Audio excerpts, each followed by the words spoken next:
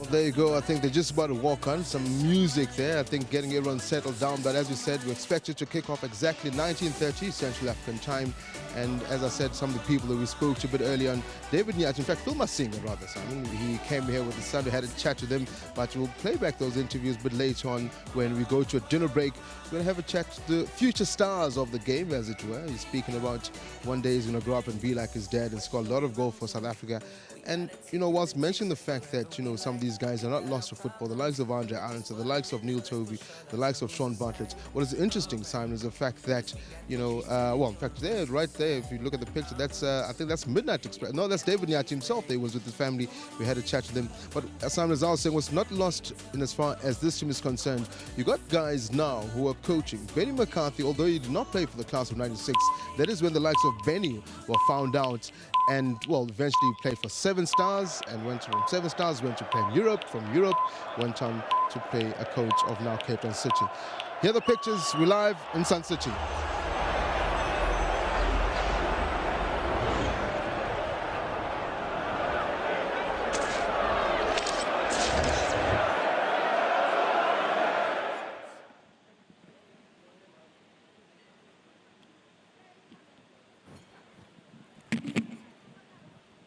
Ladies and gentlemen, please stand for the national anthem.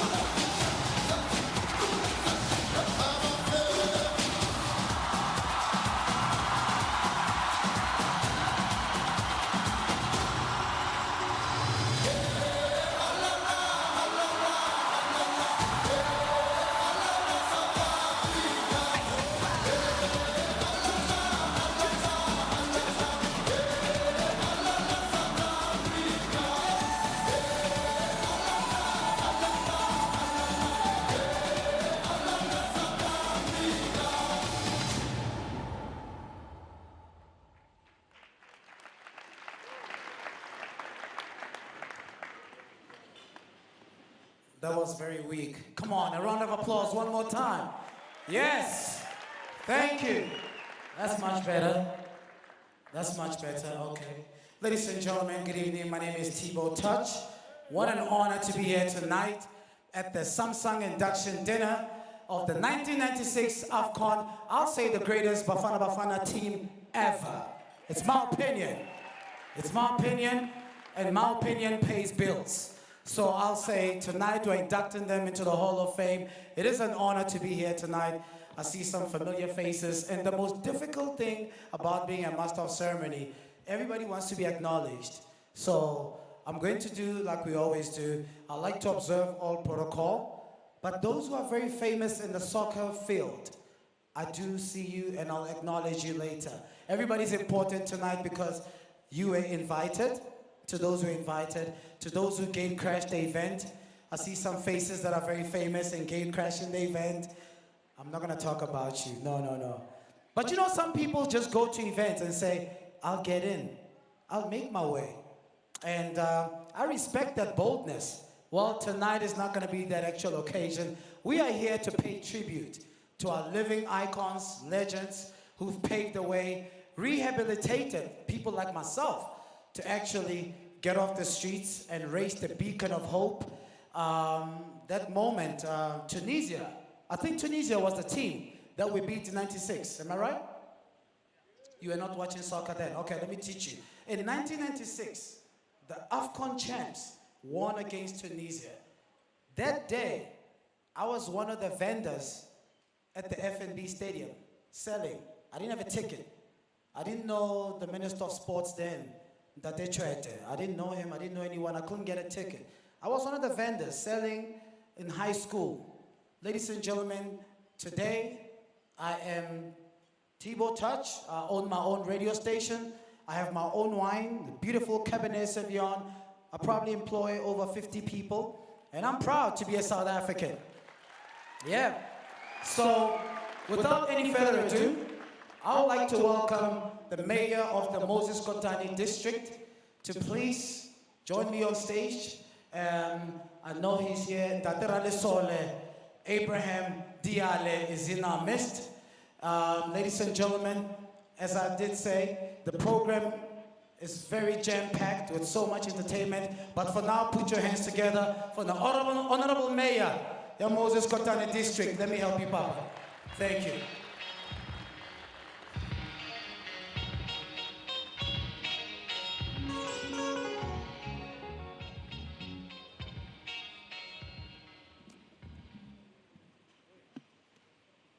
Let me correct one thing.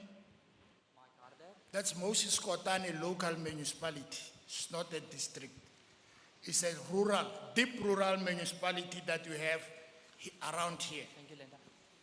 But in short, I have been requested by the Premier of Northwest, Supra Obake Ramoelezi Mahumba Pelo, on his behalf to come and deliver a short and brief message.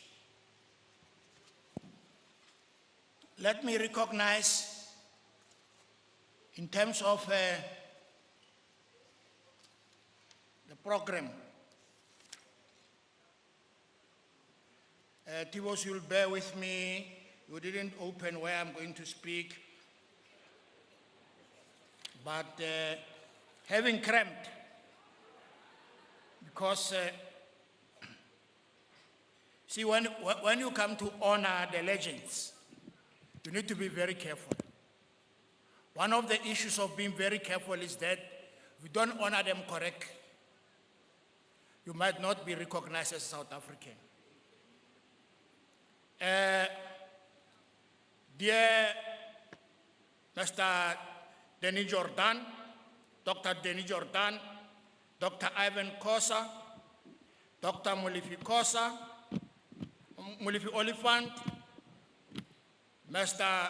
Jomo Sono, Mr. Keisa Motaung, the 1996 Bafana Bafana African Cup of Nations champions, the rest of you, you all welcomed You all welcome the dignitaries because visiting Bokone Bophirima, you must also remember that Bokone Bophirima is one of those provinces in South Africa that will take care of the 5 concretes. The NDP to reach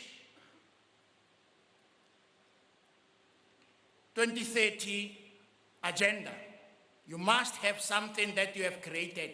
We have created the 5 pillars at which we are going to make sure that we are going to rebrand, reposition, and make sure that South Africa becomes what it is. But in short, let me just get straight to the points.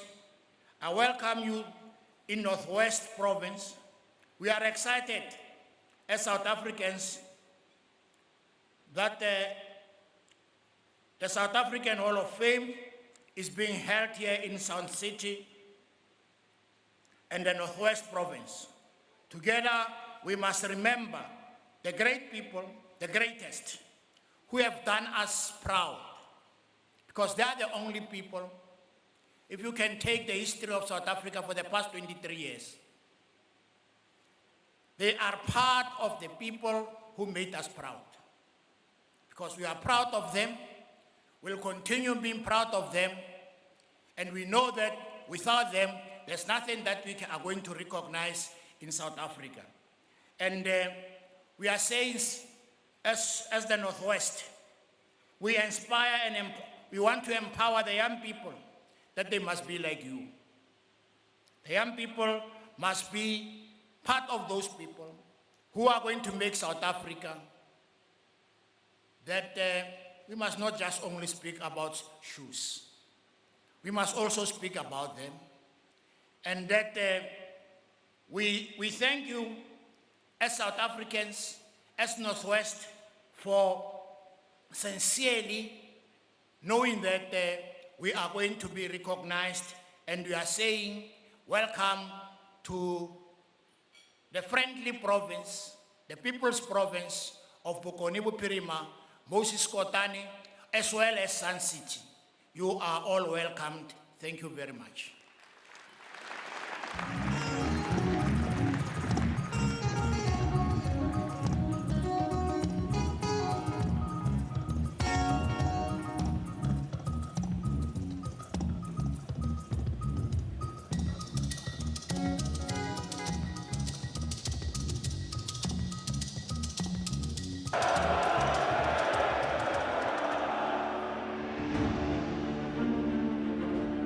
It's a wonderful thing, hope. You can't really explain how it changes anything. But you know how it feels. You know how it ignites something within you, creating that need, fueling that desire to succeed, a burning passion to explore your abilities. Sacrificing everything, believing with every last ounce of energy that you are exceptional.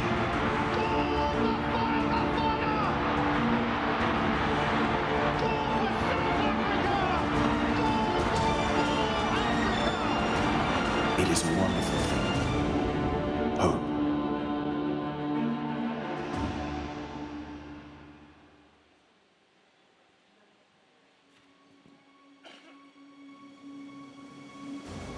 We are a nation of diversity. Talent flows through our veins. Excellence is in our blood. When we apply our minds, we achieve greatness. We break down barriers and create positive change. Many of us are looking for direction. We need role models to look up to. There are multiple obstacles hindering the realization of our dreams. Fighting through our daily circumstances may be the toughest thing we ever have to do. When every day is saturated with its own struggles, it becomes easy to feel trapped in the rhythm of our everyday life. That is why we need to inspire the people who are fighting the odds. We need to acknowledge the depth of their dedication and the strength of their will. We believe that there is a deep-rooted strength in sharing stories, and we want to share the most inspiring stories of all. That is the power of the new Hall of Fame. It is an organization that celebrates extraordinary achievers whose stories will inspire ordinary people to rise above their challenges and achieve their unique potential. An organization that empowers young talent without resources to reach their potential as holistic and strong individuals. Across all the 32 sports, there are ordinary people who have become extraordinary achievers. They have written the stories we believe can inspire a nation. They are beacons of light fighting an unseen opponent, one that operates in the currency of hopelessness and despair. We want to spark a passion that will fire up our talent and bring together our nation. Your partnership will strengthen your brand with a strong message of hope, with a focus on inspiring stories. You have the opportunity of further tying in with our tailored marketing strategy, helping you to benefit from excellent television exposure and over 1,500 Sun International events yearly. The exciting dynamic between the physical Hall of Fame and the remarkable stories will ignite a passion for celebration, inspiration, and the empowering of people to become authentic and holistically developed individuals.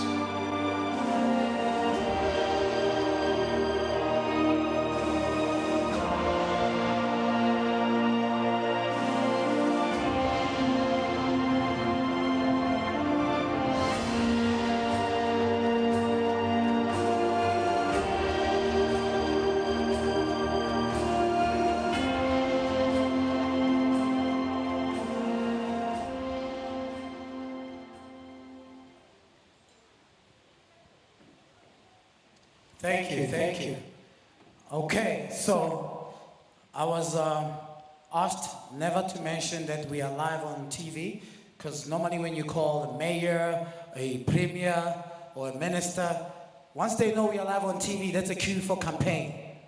And for that fact, I want to say, Ntate Diale, thank you for being very brief and not taking the opportunity to tell us about December or 2019. We appreciate that. Tonight it's about soccer, and we're going to keep it legendary. Is that okay, ladies and gentlemen? Thank you. Now I can be free. Ntate Molifi Olifant, it's an honor to see you, sir. How are you doing tonight? Great. Honorable Danny Jordan, thank you. I have no ambitions to work for SAFA. I'm just being nice to acknowledge you. Thank you, sir. Yes. I'm about to call a great gentleman whom, when the first time I wore a pink shirt on a golf day, I bought this pink shirt in a very special place, and I thought I was the only one wearing it. And here I am in a golf course bragging about my TW. You know what TW stands for golf. As I look up to my left, I saw this big guy wearing the very same shirt. It's embarrassing when somebody's wearing the same shirt that you're bragging about. And you think it's buy one, get one free. But that was not the case on that day. Ladies and gentlemen, his team has worked around the clock in producing this amazing event.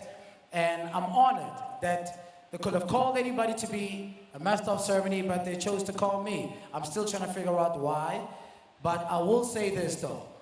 Thank you for Sun International and Sun City for being the host of this legendary occasion. And please help me welcome, before then, see, only the staff members of Sun City clapped.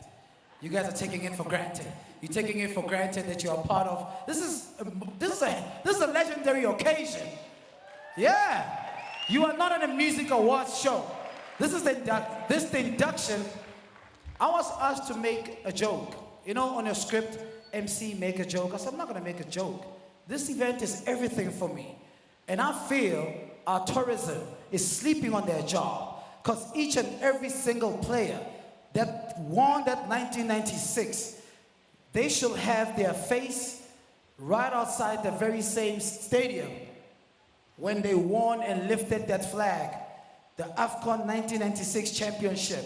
We need to commodify that space, but I'm glad tonight that the Samsung team, Sun International, Sun City, Bidfest, said we are going to gather people in one room and pay tribute to these legends while they're still alive. So I'm honored. It's not a laughing matter for me. It is everything. It means everything for everyone who believes in sports and who believes in soccer. We take it for granted that we produce the likes of the #1 team ever in the history of soccer. I'm still waiting to see what's happening. I don't want to talk about soccer today. I know what cars they drive, but I don't know their performance.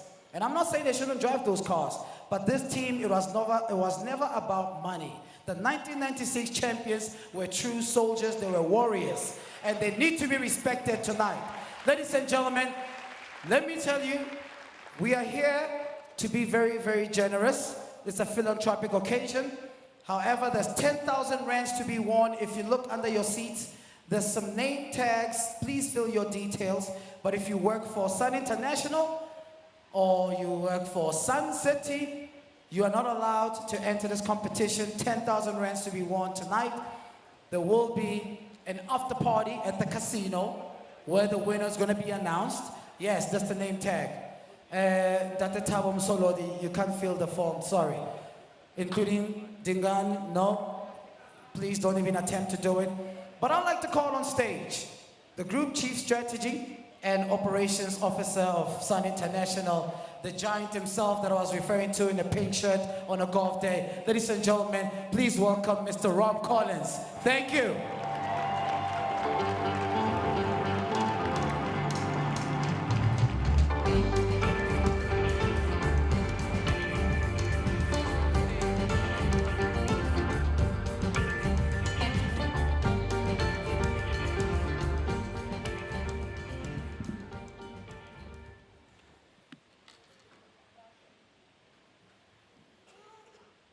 A little boy was born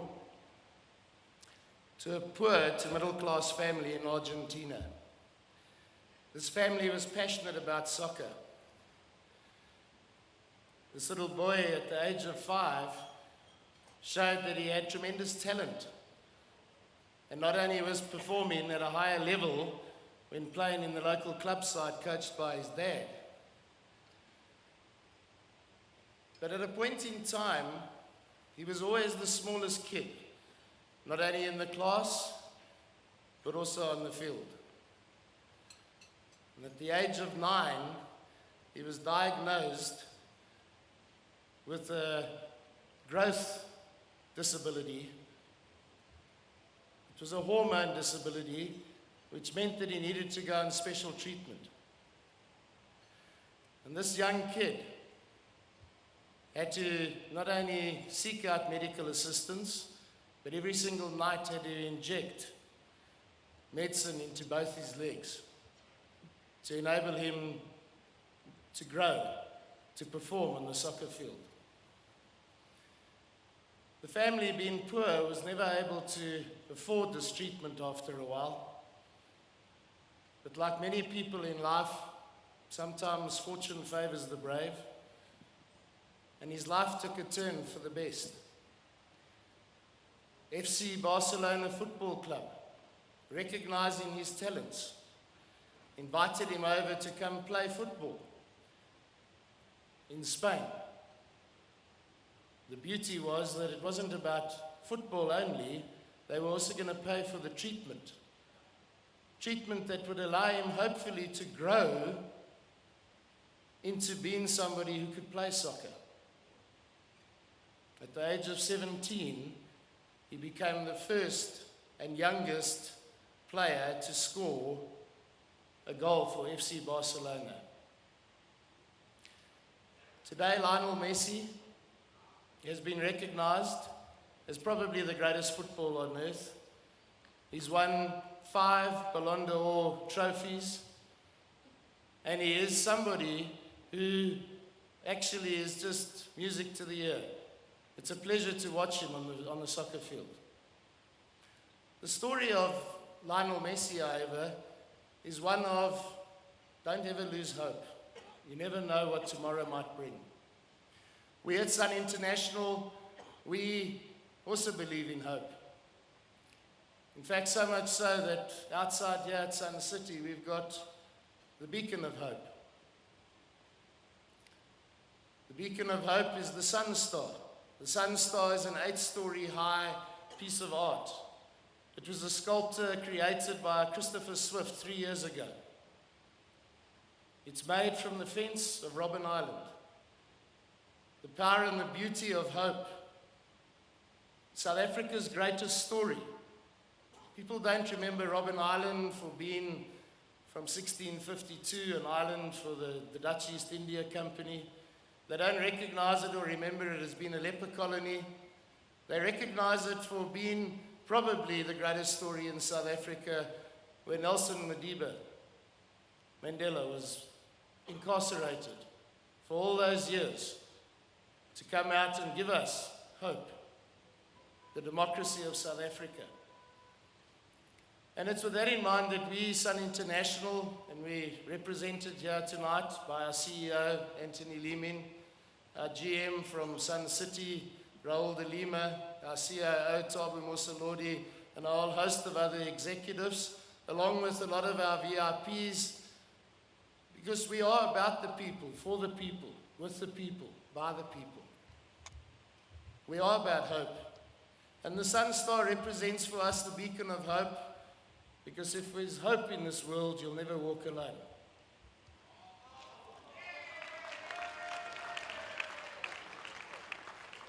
With the 1996 AFCON side, which was so successful, which brought us so much happiness and enjoyment to our lives in South Africa. Through the Hall of Fame, the South African Hall of Fame, we had to pay tribute and acknowledge the hope that you give and gave so many youngsters and continue to give. Don't underestimate the power and the value of what you did.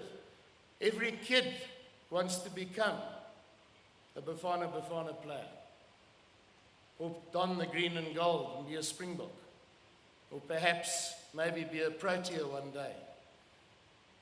And for that matter, it's not just about the boys. All the little girls want to play SA netball, SA hockey.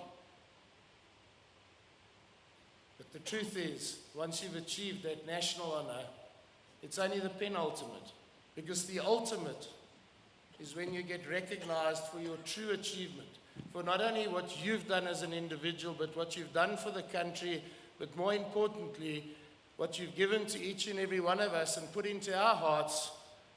And that's the ability to hope and believe in oneself, for us to be the best that we can be in our bodies. So tonight, I'd like to say on behalf of the South African Hall of Fame, on behalf of Sun International, and on behalf of all of those who cling to the concept of hope, thank you to those individuals who have given South African soccer, whether it's through SAFA, whether it's through PSL, whether it's through FIFA, to all of you giants of individuals who are going to be acknowledged and recognized as such tonight. To all of you who donned the jersey and played in the team of 1996. I salute you, I thank you, and I acknowledge you, and may I remind all of us, it's with guys like you, if we walk with hope, we'll never walk alone again. Thank you.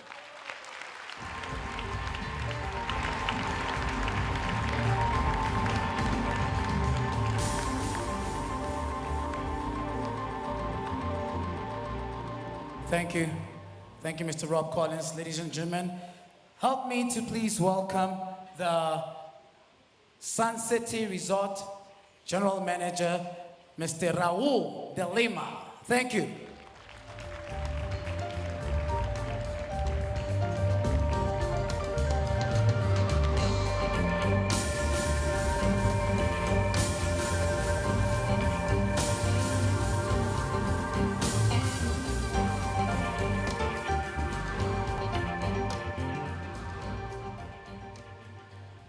Ladies and gentlemen, what can I say? To follow Mayor Diali and Rob Collins is a bit of an audacious task. Nonetheless, good evening, ladies and gentlemen, dignitaries, distinguished and honorary guests. We bid you a very warm South African welcome, a Sun City welcome to this very auspicious event. We're indeed proud, privileged, and honored to host this induction dinner of the 1996 AFCON champions Bafana Bafana into the South African Hall of Fame. Over the past 4 years, Sun International have invested significantly into the reinvigoration of the Sun City Resort. Thanks to our executive and our board members who had the foresight and the vision to reignite this wonderful resort. To date, we have refurbished the Vacation Club Phase 1, the non-smoking casino floor at the Soho Hotel, the Cabanas Hotel, the Valley of the Waves with the Brew Monkey, and the Food Factory, inclusive of 2 new fantastic slides. Home to the South African Hall of Fame is Sun Central, which is our most recent refurbishment project. It also houses the Sun City Convention Center, also the retail and family precinct on the resort. Sun City, a world within a city, is known for creating special, magical, and memorable moments. Activities, a multitude of restaurants, 4 hotels, and a great, fantastic Vacation Club Phase 1 and Phase 2. Together with the Gary Player Golf Course and the Lost City Golf Course, 2 of the most remarkable golf courses in South Africa, if not the world. Leisure facilities, a world-class convention center, makes for a relaxed, safe, and pleasurable environment and experience. Such is Sun City well positioned that it plays host to the Samas, the Safters, and the prestigious Nearbank Golf Challenge, which is part of the European Tour, and the penultimate tournament in the race to Dubai. Other great golfing events encompass the Sunland Cancer Challenge, the Gary Player Invitational, and the Masters Corporate Challenge. Additional sporting events such as the Best Met Cycle for Cancer Challenge, as was hosted today, with the mountain bike event yesterday and the road event today, brought many people together, families, participants, and spectators alike. The Citizen Trial Run, the Global 11 Triathlon event, and the Discamp Swim. These are many of the events that Sun City boasts hosting to. And hence, it's only synonymous that Sun City would give the South African Hall of Fame its home at Sun City. It's a pleasure and it's an honor to provide the past, present, and future icons a living treasure to inspire and motivate the future leaders of this country. We now invite you to relax, enjoy the formalities, have fun, and we wish you and bid you a pleasurable eventful evening later. Thank you very much.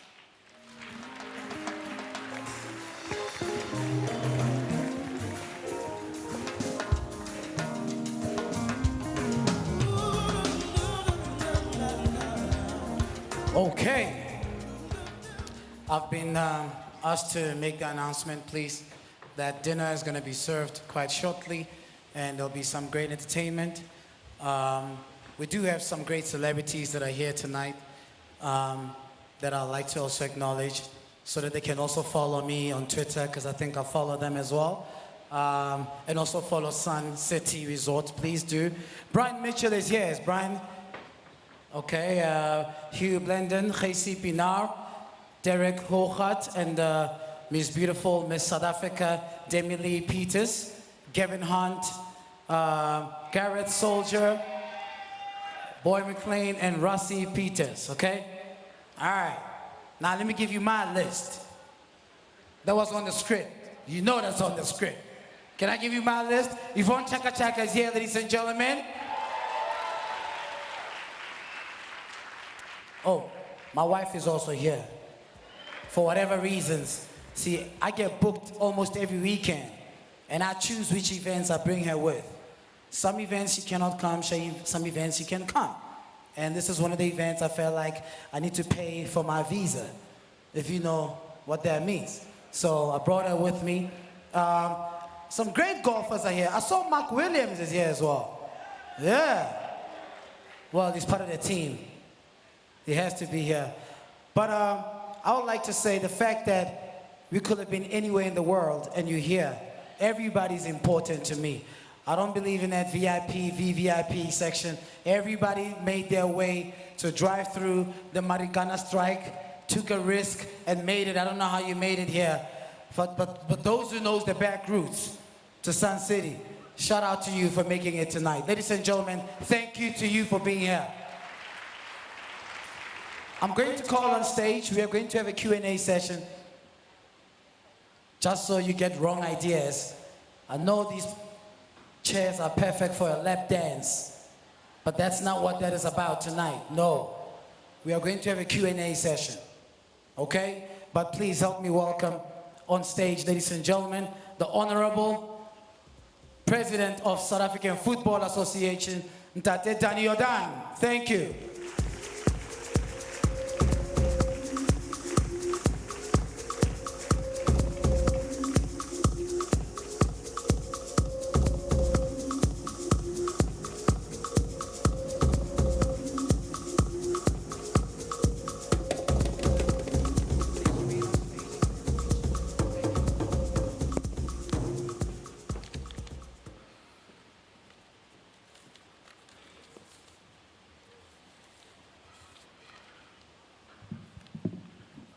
The Honorable Mayor, first allow me to commend the organizers and individuals who worked on this project from concept to implementation, culminating in us gathering here today to honor the special group, Class 1996.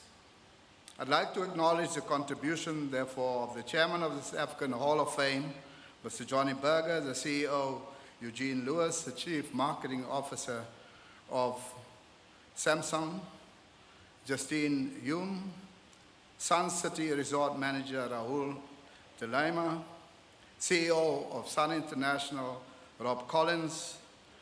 I'd like to thank you for your initiative, energy, and your commitment, and your special spirit of generosity to give recognition and to the efforts and skills and talent that we celebrate here tonight. I also want to acknowledge the support from the National Executive of South African Football Association. Mr. Rakoma is here, Mr. Jack Maluleke, Mr. Paseka Nkone, Mr. Bax Molateri, and the CEO, Dennis Mumble. But also with us today is Dr. Molefe Oliphant, Mr. Kaiser Motohung, and Dr. Ivan Koza yesterday in our meeting expressed their appreciation for the special award and recognition that they have received. And also we have the family of Mr. Six Morewa present in this special occasion. Sport is always entirely focused and driven on the on-field achievements and performances of individuals and teams. Today, we focus on the achievement of the team, the collective. And it is the team, ultimately, that receives the trophy. The event here highlights the fact that the team and officials are equally important. We celebrate the 1996 Bafana Bafana team who won the African Cup of Nations, and they will be included in this Hall of Fame.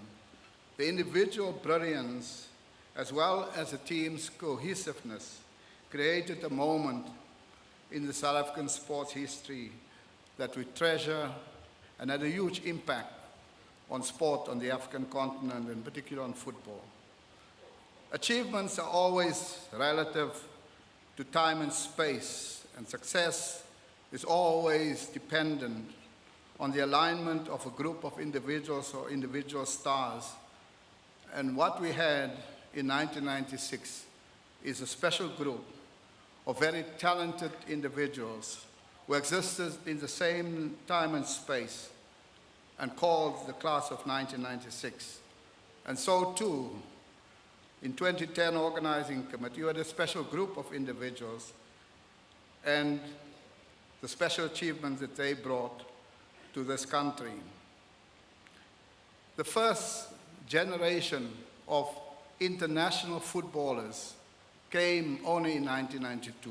What we must appreciate in this country is that South African football was banned by CAF already in 1957. So South Africa never played any internationals on the African continent since 1957. South Africa was also expelled from FIFA in 1976. So South Africa never played any international matches since the 1970s. And that means that whilst rugby and cricket has already produced second and third generations of Springboks, in 1996, these players were the first generation of international footballers in our country. And therefore, the achievement is more remarkable if you think that the first international match of South African football was in 1992, and 4 years later, they became African champions in 1996.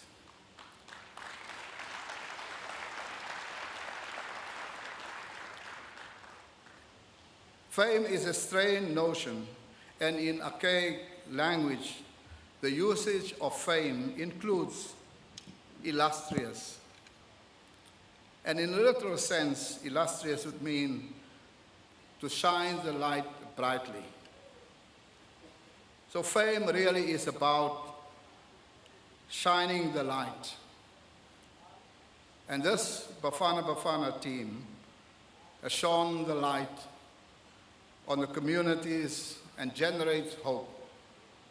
And light and hope, and this is also about this evening, that sport, as it brings light, bring famous people, illuminaries, into the community. It generates hope in the South African context. And so both Banyana, Bafana Bafana as well as the World Cup were special moments. The class of '96 therefore demonstrated that skill alone, together with a collective effort of all of the players, can produce moments in our history that help to unify and transform and build this country. We believe that sport can unite in a way that transcends our divisions. We need only to look back at the many performances of our sports people and sports teams to see the universal joy and universal celebration behind every successful national team of our country. And those were special moments in our history. The World Cup, too, hosted in South Africa, was such a moment. It transcended race, gender, and all the fault lines that we see in our society. And we came together as South Africans. And those 30 days of the World Cup gave us some insight in the kind of South Africa I think we all would want to live in. When the Blue Bulls played at the Orlando Stadium, because the Loftus Stadium was not available and it was being prepared for the World Cup, the Blue Bulls agreed to go into Orlando Stadium in Soweto. And the celebration and joy and the generosity of spirit and the unity that was generated is one of those special moments in our history to show what sport can do. SAFA has returned to the roots through a Vision 2022.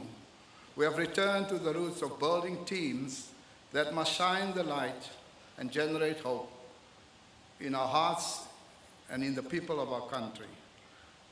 And we are here to celebrate with our athletes across lines of gender, across lines of race, and as global forces seems to work very hard to divide us, sport will always be there to unite us as we strengthen and build the vision of a non-racial, non-sexist, non-discrimination and democratic South Africa. An event like tonight reminds us that we have exceptional people in our country, and more importantly, exceptional human beings in our country. And our gratitude goes to these players for their special achievement and the song of joy in our heart and hope in our lives. They walked this path. First, the African Cup of Nations was going to be in Kenya in '96. They could not host it, it was returned to South Africa. The first moment that we saw a special group of players is when in the first match they beat Cameroon 3-0. The second match, Angola 1-0. A setback against Egypt. And then we saw this team's determination when they beat Algeria 2-1 and absolutely destroyed Ghana 3-0. And then we knew that that hope became a reality in the final of Tunisia, that South Africa, after 4 short years, were crowned the kings of African football and moved from 98 on the FIFA rank list to number 20 in a short space of 3 years.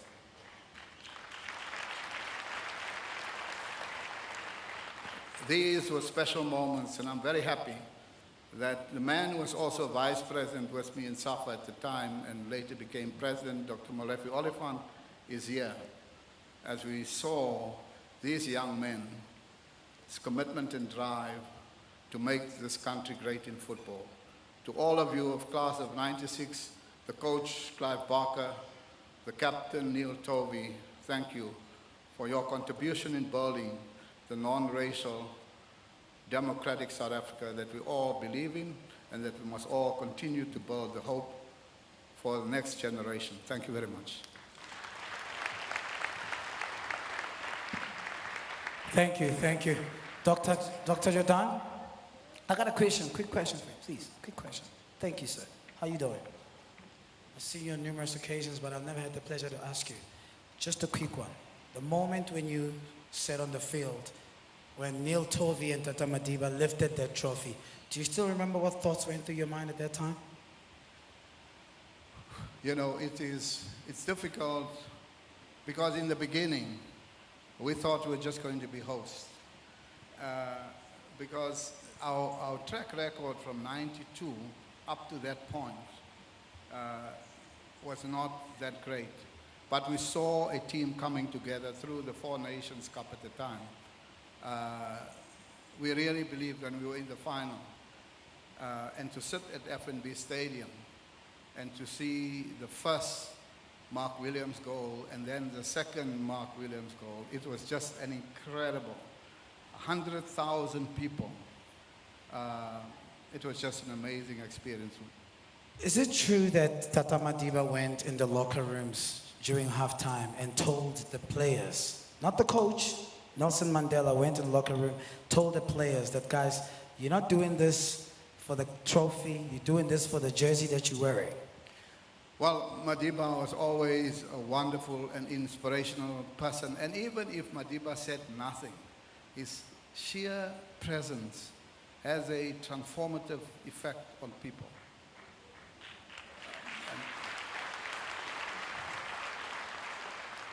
Madiba would often deny that. Steve Twitter always said, he said, you know, Madiba, I think the people think you're a museum. Because when I was in London, I meet people and they say, oh, I want to go to South Africa. And they say, why? What do you want to see? No, I want to see Mandela. And they think, I think these people think you're a museum. But everybody wants to see, touch, feel Madiba. And I think whether it's the Rugby World Cup, the African Cup of Nations, he took special care and attention. And the point is, Madiba takes personal interest. He takes your phone number and he phones you. He wants to know your father's name and your number. And this is where he had a huge effect. And you think Madiba won't phone. He will call.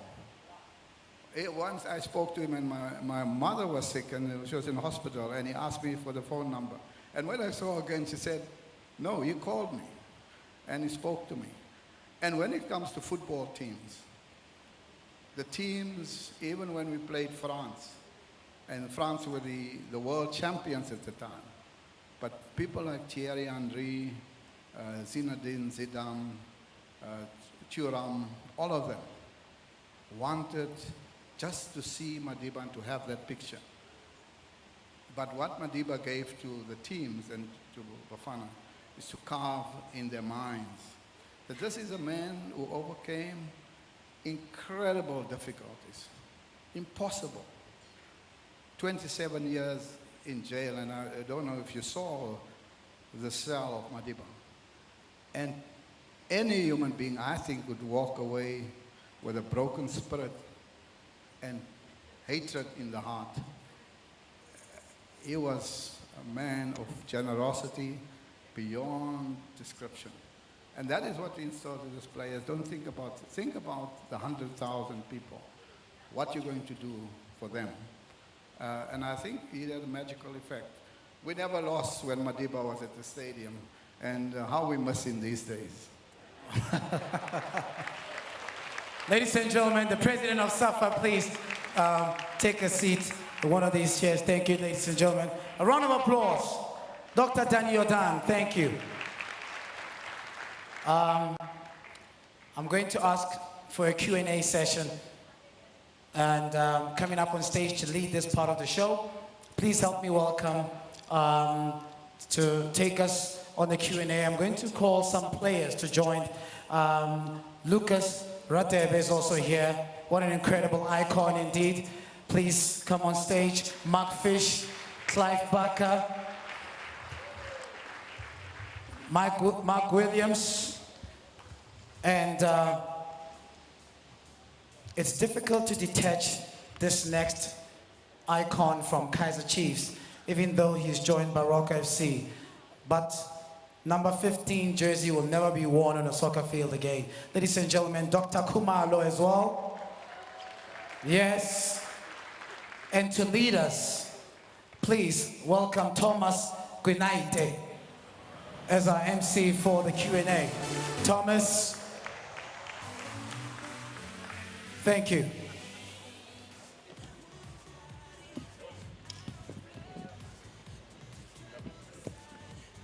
This way, Mr. Yes, this way. Thank you.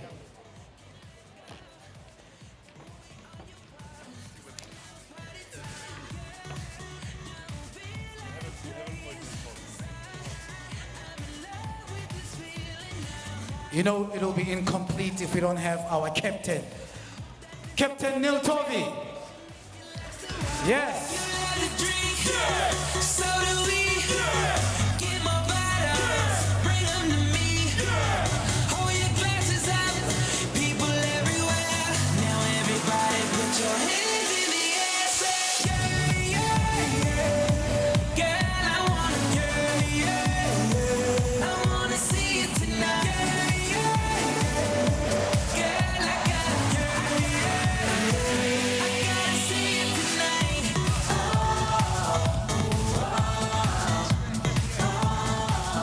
Let me see your hands.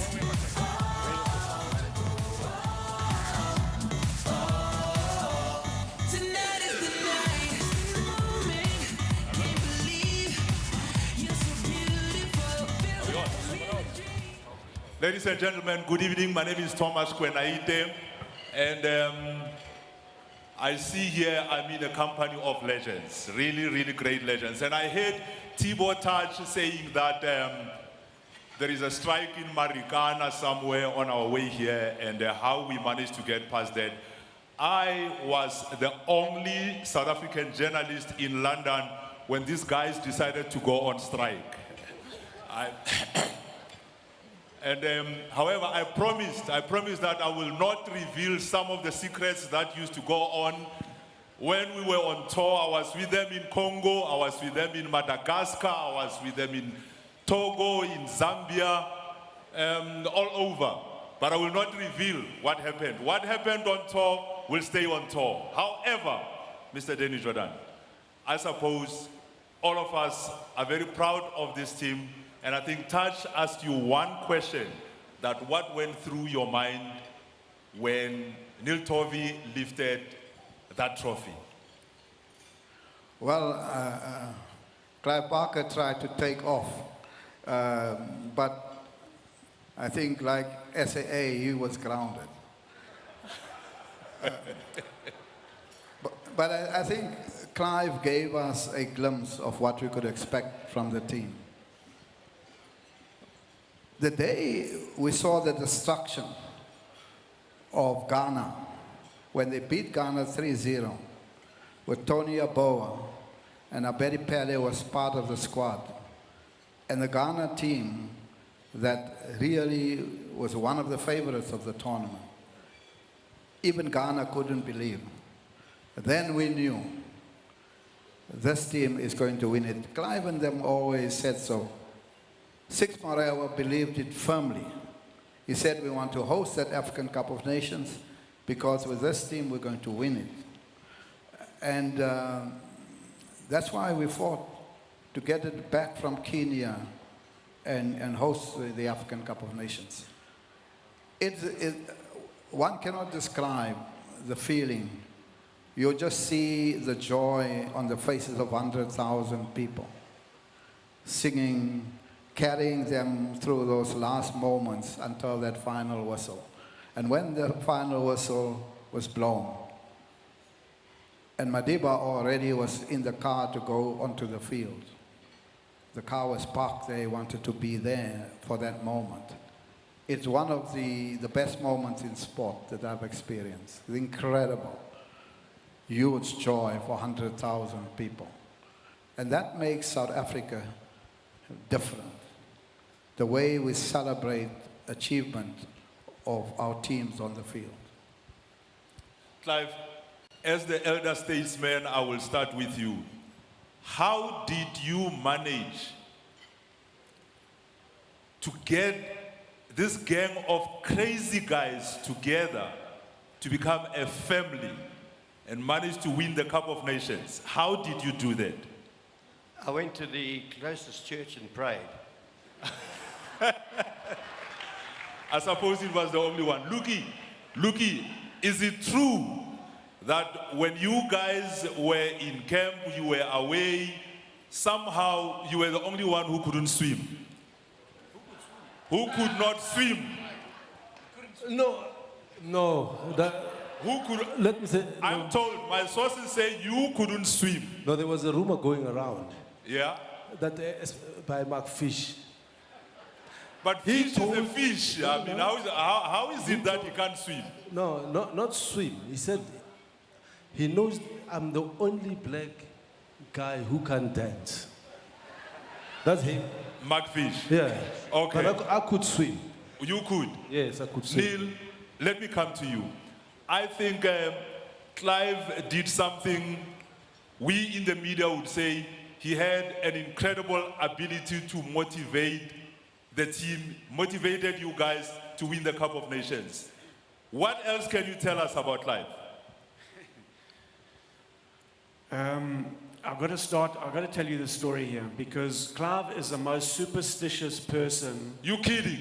He's the most superstitious person than any of the players. You know, in cricket, you'll put the left pad on first and you might wear a certain color underpants and that. But Clive was worse. He had this uncanny knack that every time before the game when we're having our pre-match meal, he was a schoolboy kid riding back on his chair. He used to ride back on his chair when we were having breakfast, not so? And I said, Clive, you know, you're the LD statement, you're the coach, you can't act like a kid. I mean, that's for Williams and Fish. I mean, they were the youngsters in the team. So I said, you can't ride back on your chair like a kid. So only way I could bring attention to the fact is that, you know, we were having dessert, having a little bit of the yogurt at that stage, and I had a huge spoon with me. And as he rode back on his chair, I whacked him on his balls. This is the gospel truth. I whacked him on his balls and he said, "Oh, Neil, you can't do that." I said, "Clive, I've spoken to you about not riding in a chair. You're the coach. You've got to set a, show the players what they must do." We went on and beat Cameroon 3-0. So, the next game, now this is Clive, he's superstitious. He thinks, okay, I'm going to follow suit. He always wore the same track suit. The next breakfast, prior to Angola game, there he goes, doesn't want to change the result. We've won the first game, he rides on his chairs, I let him have it again. So now he thinks, okay, we've got the 6 points of the group, we've qualified against Egypt in the third group. I'm not going to go through so much pain no more. So he thinks, yeah, I'm looking for Neil Tovey all over. You're not going to let me do my normal ritual. We lose to Egypt. We lose 1-0. Mm-hmm.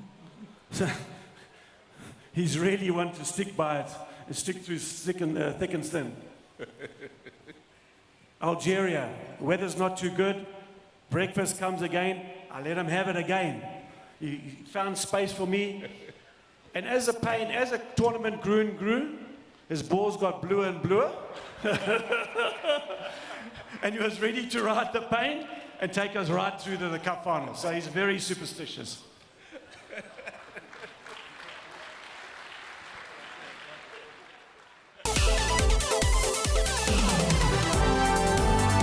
Team won 3-0 against Cameroon in the opening game. How did you guys celebrate that victory? No, I think we were sensible at that stage. We'd have the odd beer, but You're lying, Clive. Tell the truth. when we got to Cameroon, we needed a result because it was very similar to when the Springbok rugby team started so well against the Wallabies, I think it was.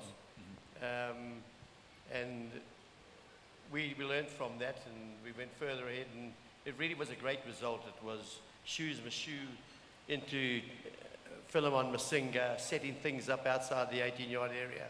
We went 1-0, 2-0, 3-0, and we really looked like we had arrived. And I even thought to myself, maybe you can pull this off and maybe we can get a result. So while I'm on about Cameroon, just to endorse what Danny said here, Nelson phoned me also, but my little nephew who was staying with us answered the phone, and she said to me, there's a guy by the name of Nelson wants to talk to you. And so I said, are you sure? And he would phone and he would say, how's Mark Fish, and how's Roo, and how's Neil, and how's everybody doing? And he was really, every single day or second day, he would be in contact. And if he wasn't the biggest factor why we won, he certainly was a great, great factor. Mark Fish, I believe you were the only player in that squad who defied Clive. How so? Who defied instructions from Clive, in particular in a game against Algeria. I believe he told you to stay behind and not go forward. Why did you defy him? Well, Thomas, I think I'm fortunate I've grown up since 1996, fortunately, and I need to break something to Clive. The game after Algeria, we had to be back the Sunday, and my roommate Eddie Matali was sitting at my table with me. I actually snuck out that night as well, and I went down the gutter and went out with a friend, but Eddie was too scared to climb down the gutter, but superstitious as well. But, you know, Clive came to me before the Algerian game and he said, listen, this is a very important game, you know, we need to go and perform. You are a defender, and please stay at the back and take your job a little bit more serious. And needless to say, the first time I got the ball, I was in the 18-yard area of the opposition, and Clive just eventually, he could do nothing about it. And I think that's what made, you asked earlier, how did Clive get us together? You know, all my teammates that were sitting there, this man, he allowed us to be individuals that went out to perform with each other as a team and as a family. When we beat Cameroon, back at the hotel, we did only have one beer. Lie. But the likes of Eric Tinkler, his dad and his dad's friend, was back at the hotel playing piano. Williams was trying to sing songs. If you've ever heard Williams sing, he cannot sing. But we became a family off the field. So when we went onto the field, anything was possible. Mark, I'm revealing a secret that many people don't know. Clive is an elder statesman, but you tripped him. You tripped him in the cup final against Tunisia. Why did you do that? Which one? Williams. Just checking. You tripped Clive Barker. I saw you. I was sitting next to you. I saw you.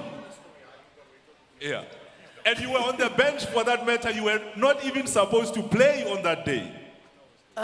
Well, as 21 years ago, I can't remember. But, yeah, look, I mean, I was sitting, it was the finals, and I played all the games, and I was looking, and I'm like, why am I not playing, you know? And he was walking past me once, twice, and he didn't look at me. And I thought maybe if I trip him, you know, he might look at me. But on that day also, you know, we talked about Madiba. And I thought that at the FNB Stadium, when you sit like that, they had the boxes there.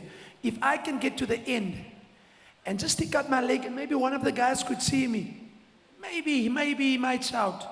But how do I get to the end? It's like where you were sitting, Thomas. I think it was John Mewete, and I said to him, hey, my leg is pulling stiff, but it wasn't pulling stiff. So eventually he come there, I moved there, and I looked at Clive first so he doesn't see me. And then I put out my leg like this, and I turned my head. And one guy saw me in the stadium, and he's like, wheelie, wheelie, free wheelie, 5,000, 10,000, 100,000 people were free wheelie. And I put in my head, and I saw Clive looking. So yeah, I had to trap him because it took too long and history.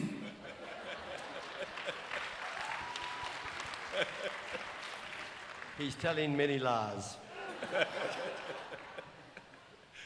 Lucky, I'll come to you in a short while. Neil, before the tournament, you guys are expected to submit a list of the players that are in there and the Q&A and stuff like that. What happened? Yeah, TK, you're a journalist, so what we had to do, we had to compile a whole lot of forms on all the database of the players, clubs they had played for, caps, and the players filled it out themselves. And there was obviously their hobbies and all that they were interested in. And then I got to the form of Mark Williams. Now, he'd filled it out himself. Yeah. And it says, what's your favorite dish? And he said Tupperware. No, you're kidding. He said Tupperware. Neil. No, come on. Honestly, he said Tupperware. It's like,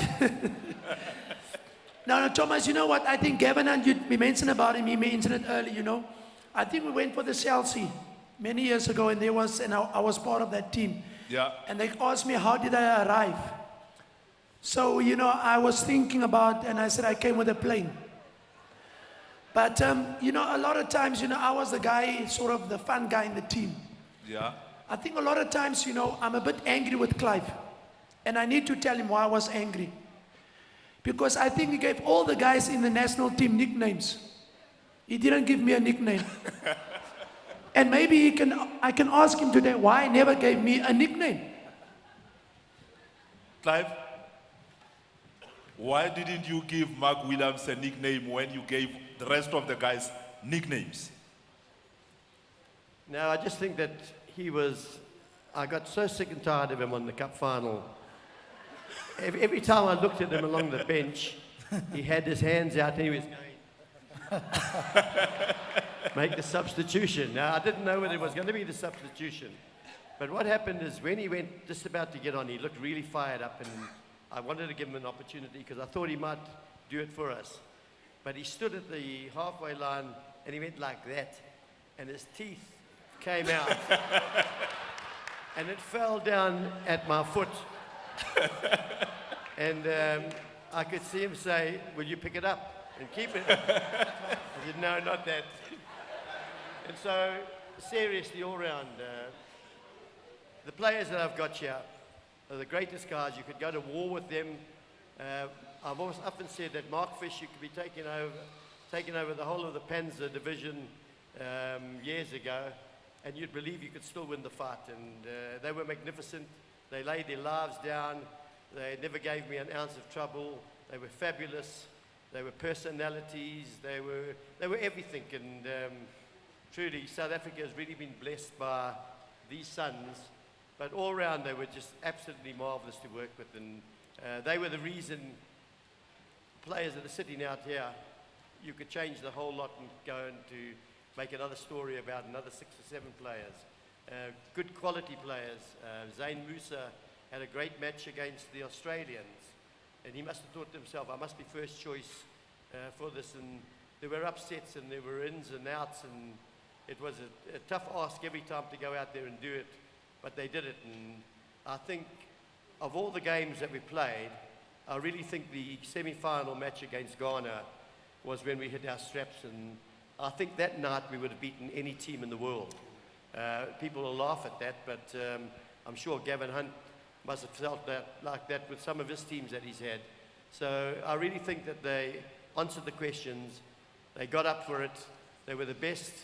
We thought that their record would be smashed, and we want our record to be smashed. We just really want to get in there and be good for South African football. These guys they were fabulous. In closing, Luki, you were in the starting lineup to win gold on that particular day. Few people know that you were actually not selected. How did you feel when you heard that Philemon Masinga, your teammate, has been selected, but you have not been selected?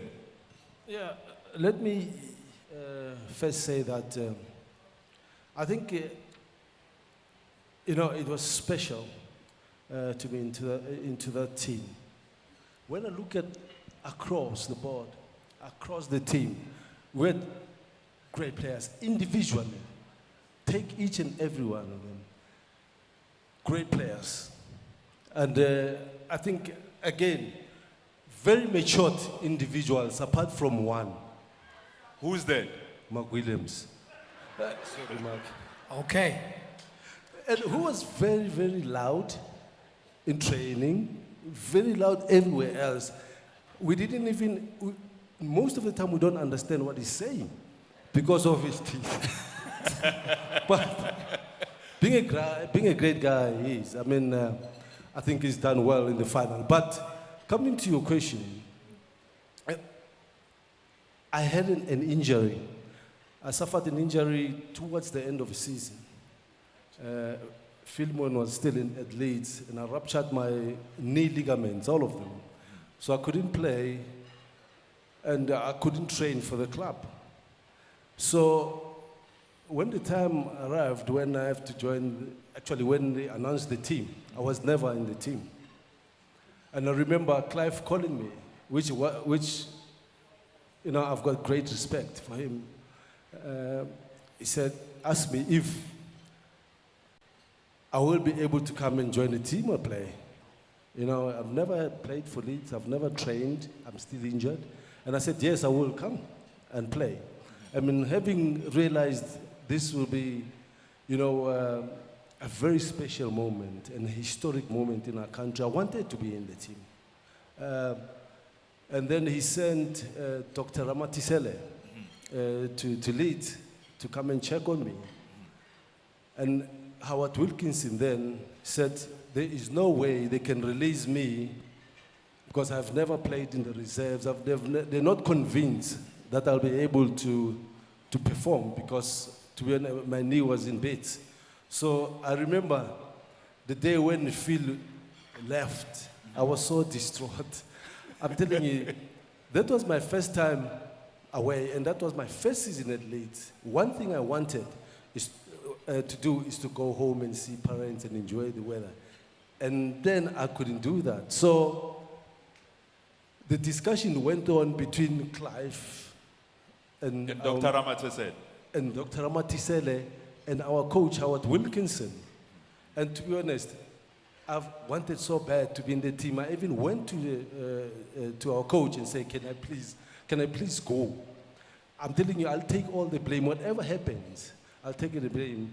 But the deal was made with Clive and Philemon. They released Phil earlier. And then Clive agreed, I think him and Howard Wilkinson agreed to not start me in the first 2 games. I have to start in the bench. And then we'll see how the progress goes, especially at training. And then I remember the first game sitting on the bench, I'm like, I can't get into the team, I can't play. And I'm itching to get in there. Second game, I can't. And then I came in the third game against Egypt. We lost 1-0. And I played the midfield.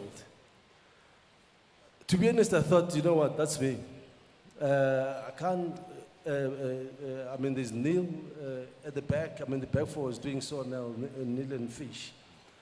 So we went back again, and Clive was asking me a question. He says, how do you feel? I said, you know what, 100%. And then the third game, I went on again, and I started the game, and since then, I never looked back. All was history because of the passion I had, what I wanted to do for the country. I mean, to represent South Africa at that stage. For me, it wasn't about the accolades. It was about wearing that jersey. It was about participating and contributing, you know, towards the success of that team. Let me take this opportunity to congratulate you guys and say, as South Africans, on behalf of everybody across the continent and even in South Africa, we congratulate you for making us proud. And I don't know if you guys are aware of the role you played in uniting our people during that time. There were people who were begging for Perth at that time because they feared that there was a catastrophe coming in South Africa. But you united us. And for that, we forever thank you. Let me also thank the sponsors, Sun International, as well as Samsung. Thibaut Touch, thank you very much for this opportunity. Thank you, Thomas. Thank you. Ladies and gentlemen, a round of applause once again for the 96 African champions. Thank you very much, Thomas, Clive Barker, Mark Williams, Lucas Ratebe, Neil Tovey, and Mark Fish. Gentlemen,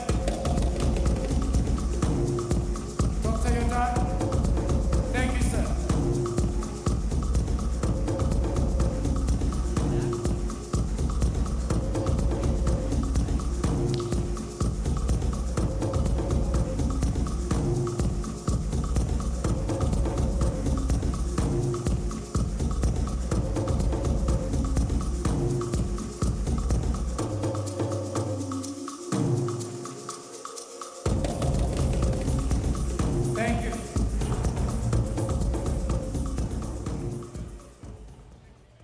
Thank you, ladies and gentlemen.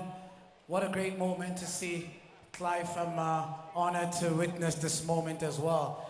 You're still live on channel 404. This is the Samsung induction dinner of the 1996 champions. And we will be serving dinner, and I'm sure some of you, Thomas, thanks to you, Mark Williams' steak is cold. You were asked to be 20 minutes, but it's okay. Ladies and gentlemen, our first performance for this evening. Help me welcome the creative entertainers. Thank you.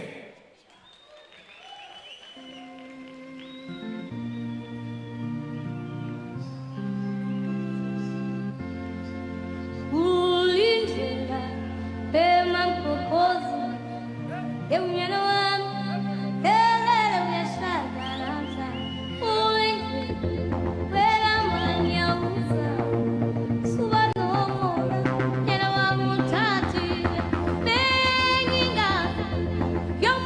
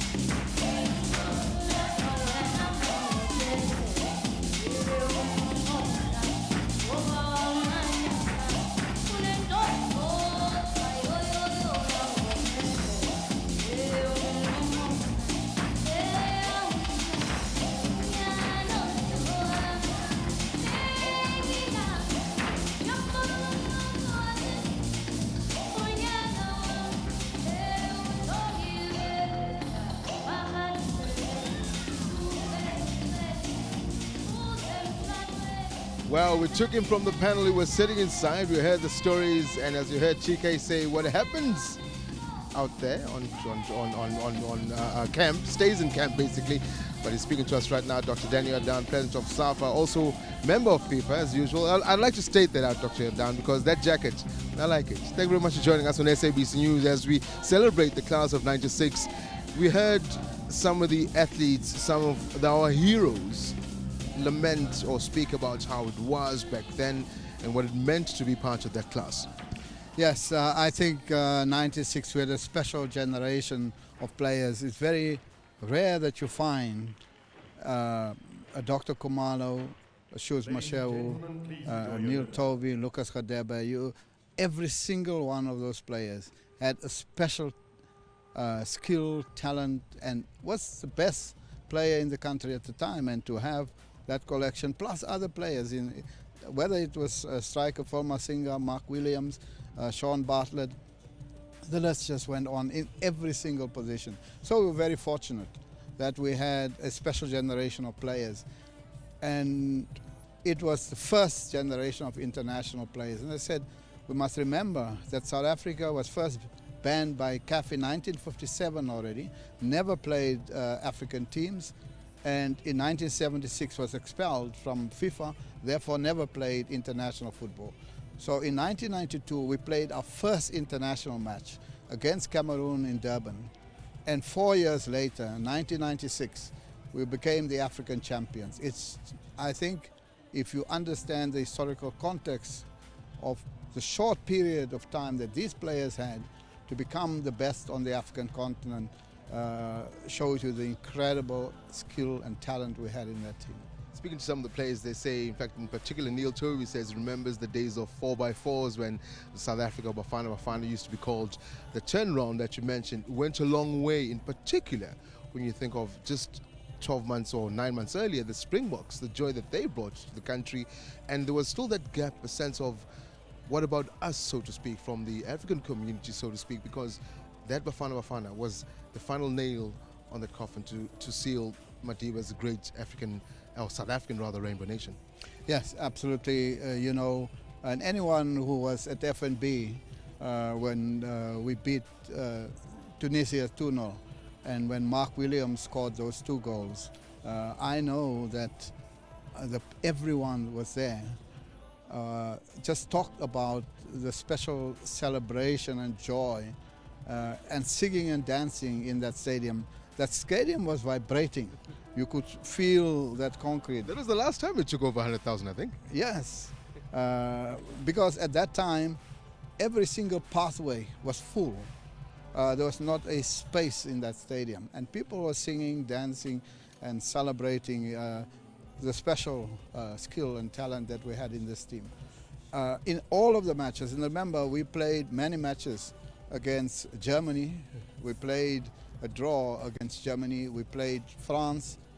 We played England. And all the scores were very close.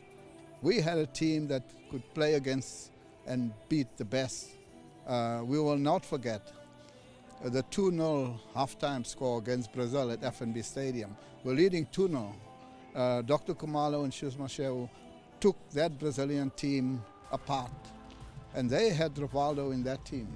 They had Bebeto and Aldair, all of these players. And we were leading halftime 2-0. And I think always Clive Barker will talk about that moment when at halftime he decided 2-0, it's game over, let me take off Doctor and let him rest. And then the Brazilians came back. And that overhead kick of Bebeto to make it 3-2 was just incredible.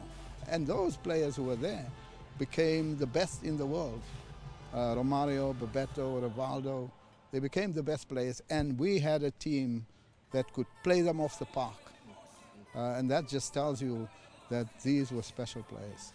Most importantly, I guess then, Dr. Adan, we're sitting here today, we're thinking, or we inducting the class of '96, what they've done for the game, what the game should be.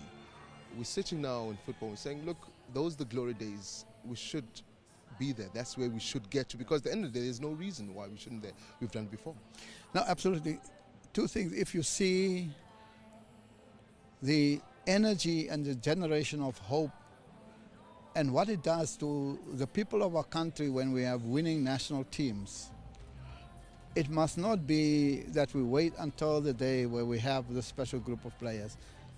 We have to put structures and systems in place and produce winning teams on an ongoing basis. And that's why we went right back to grassroots, to create under 17 national teams, under 20 national teams, under 23 national teams, and Bafana. So the pipeline is there. And then beyond that, to look at grassroots development and grassroots football, to put in academies. So we've done a lot of work. So the kind of success that we saw in 1996 might not disappear, because all those players are coming to the end of their career and they've now retired. You have to build the pipeline, and that is what we've been doing. Most importantly, what is also encouraging is seeing some of these players, Neil Tovey, the captain of Bafana then, within SAFA, seeing youngsters who came after possibly the 1916, Benny McCarthy, coaching Cape Town City right now, winning 2 games with his opening matches. That pipeline is there. It's going to get there eventually, 2020, but it's already starting. You can see some of it. And they must get there. Sean Bartlett is now a captain of coach of the university team. Benny is a good start in the season. Neil Tovey is a director, and we're speaking to 1 or 2 other players. Herman Calera is already there, and 1 or 2 may join the national setup, but also in the clubs and in our regions. We need the players, because in sport it's very often the hero, the example. You see Zidane in Real Madrid, because when the players look at him and he asks them to do it, he can also show them how it is done, or they can look at how he has done it. So coaches today is also a very important inspirational role, and they are role models. They shape not just the tactical ability of the players, they also shape the life of the players and teach them what it requires to become a top athlete in the modern football, and that is what these players are doing. If you look at Lucas and you speak to Lucas and you look at his physique and talk to him about how he managed. You speak to Shuz Mashehu, who played at the age of 38, still played. How did you conduct your life? What was your lifestyle? What was your commitment and dedication to hard work, to training, to be there early? These are the small things, that important lessons for junior players and junior teams. And so we want to put them in there. There's Quinton Fortune also around now. And we want to bring these players because they've played in the top clubs in the world. They've played in the national team. They are living examples of what we want our teams to achieve. Dr. Jordan, I'm going to have to say thank you very much, and thank you very much for joining us right there. Go enjoy yourselves. In fact, class of 96, I know you sit there sometimes like part of history. They deserve to be inducted as real heroes in the Hall of Fame of this country. Thank you very much, Dr. Jordan. Well, there's Dr. Danny Jordan, the president of the South African Football Association, speaking to us there. They're taking a quick meal or dinner, as it were, inside. What you're going to do, though, we're going to take a quick break right here on SABC News Channel. Don't go away, because we've got all those players, the captain Neil Tovey, the likes of, in fact, not Helman Kalele, but you've got, I think, Phil Masinga, we've got Denyachi, we've got Mark Fish, we've got Andre Arensel, all of them. We had a chat to them a bit earlier. We'll have a look at what they had to say in as far as what it meant to them to be class of 96. We'll take a quick break right here in Sun City. Stay with us on SABC News. When you come back, we'll check in on some of those players. Stay with us.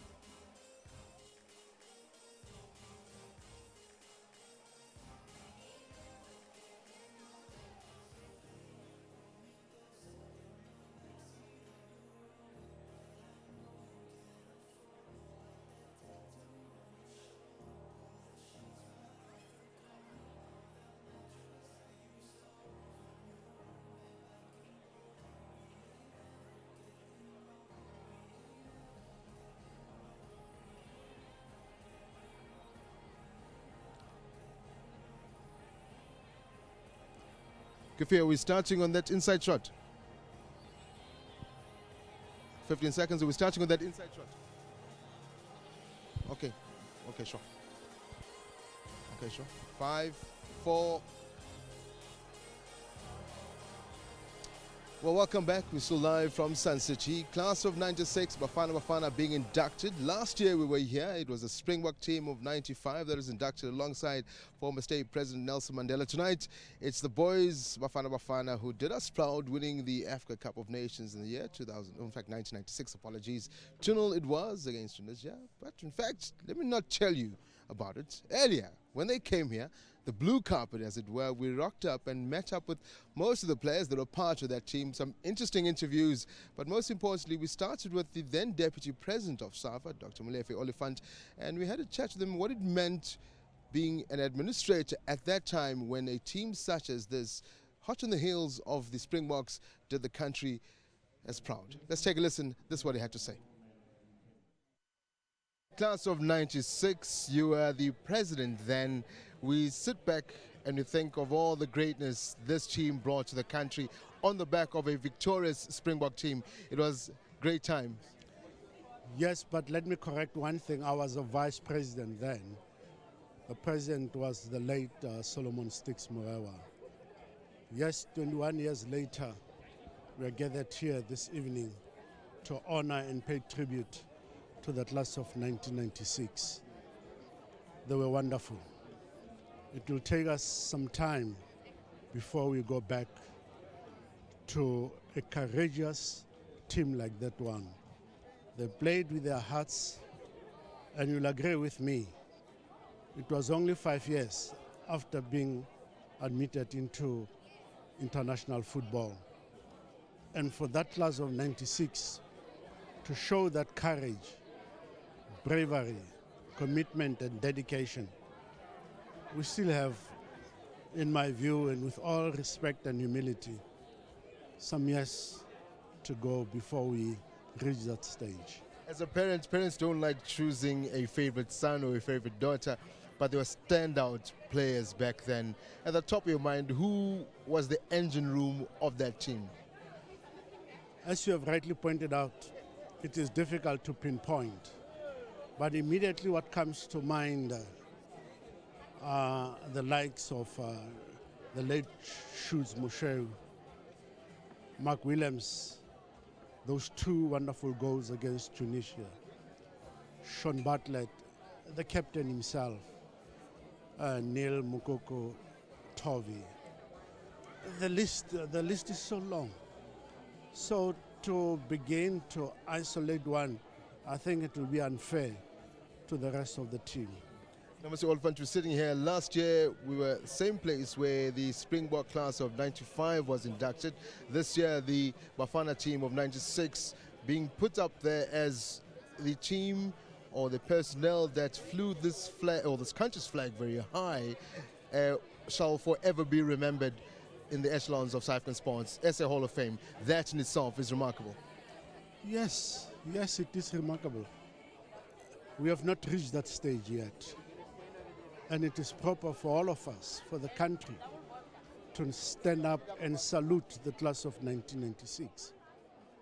They have left wonderful memories. And we need to say, well done, guys. You're a faithful servant to your country, and you deserve to be honored. You deserve to be remembered for many years to come. Mr. Oliphant, thank you very much for joining us, sir. It's my pleasure. Thank you. What do I say? 96, we're sitting here today, Neil. You're being honored, you're being put out there for South Africa to always remember this team. I sit back vividly, as I was saying to you now, I'm getting groupie moments seeing all these faces behind you.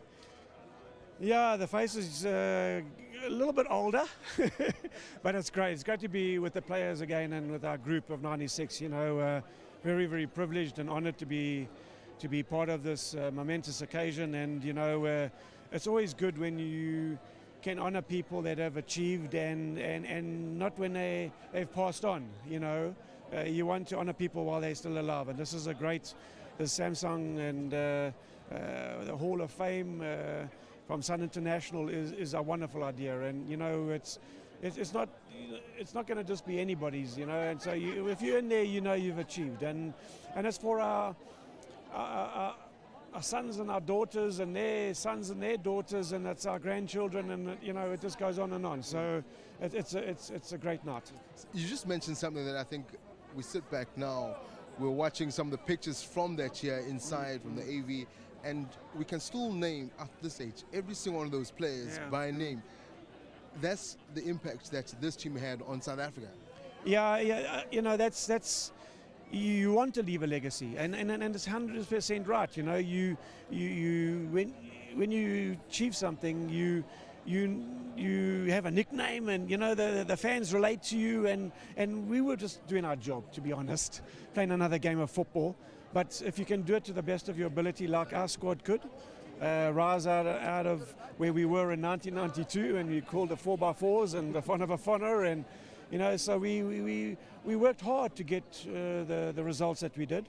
And as you say, it's a group of players that are remembered, and I just hope that one day they won't just be remembered on the TV, and that there should be roads after these players. There should be roads and streets named after these players. You know, they've done that to honour that. And you know, where Williams, he comes from China, maybe you can put a street name after Williams in China. You know what I mean? But Fishy, wherever you live, and you know, or even like a suburb, and it's got the whole of the Bafana Bafana 96 team. We need it. We need it. I asked the deputy president back then, Dr. Molefe Elefant, a short while ago, what stands out for him with that team. I asked him to choose or pick one or two kids, and I said, look, as a parent, you can't do that. But what stood out to you as the captain of that team? Character. Yeah, we would off the field and on the field, we would die for one another, and we would work hard for one another, and we knew what how each other ticked, and what made us tick. And if somebody was slightly off their game, we knew how to pick them up and get them back into the game as soon as possible. And that's a unique talent from our squad. You know, a lot of captains were in our squad. I wasn't the only captain. Yes, I was the captain, but, you know, we had a lot of captains in our team. So, you know, that was made it special. They could seize the opportunity and make it happen. Neil Tovey, thank you very much for joining us. Thank you. Thank you very much. Thank you. I'm standing with probably the engine room and the strike force of that class of 96. Babnyati, thank you very much for joining us on SABC News. Sihlezi today sikhumbula imisebenzi yenu of that 1996 team. Yeah, we are grateful and honored to be here today. It's a touching moment for me, especially to see all my teammates, you know, come a long way. We started when we were young. Now we're grown-ups, you know, families, you see. Yeah, it's just beautiful. It's just beautiful for me, and I just want to thank everybody who made this possible. I'm looking at this, man. If there's one thing that every South African I know up until today speaks of, there's that kick. It was just after halfway line. Mulsa volley came off the crossbar. I don't think any one of us remember what happened after that, because we saw you all over the place. Exciting times. That team of '96, Chipa. It was one of the. It was a marvel. It was a team of great characters, players who can work for each other. I'm happy to see all of them here, man. You know, it's really touching and emotional. I think most of them, they deserve it, because this is not an individual induction, it's a team induction, and that tells more about the team, that how the camaraderie amongst them was out of this world.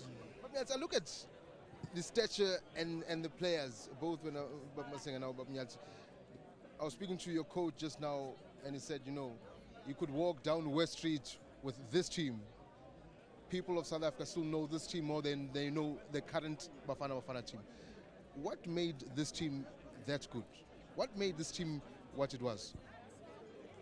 I think was for me, and in particular some of the players that I used to share intimate space with, all they used to reflect upon is the generation before us. You know, we had great players, that really set the standard for us. Had they had the opportunity to play for the national team, I think they would have been as successful, probably beyond what we have succeeded to, we have managed to achieve.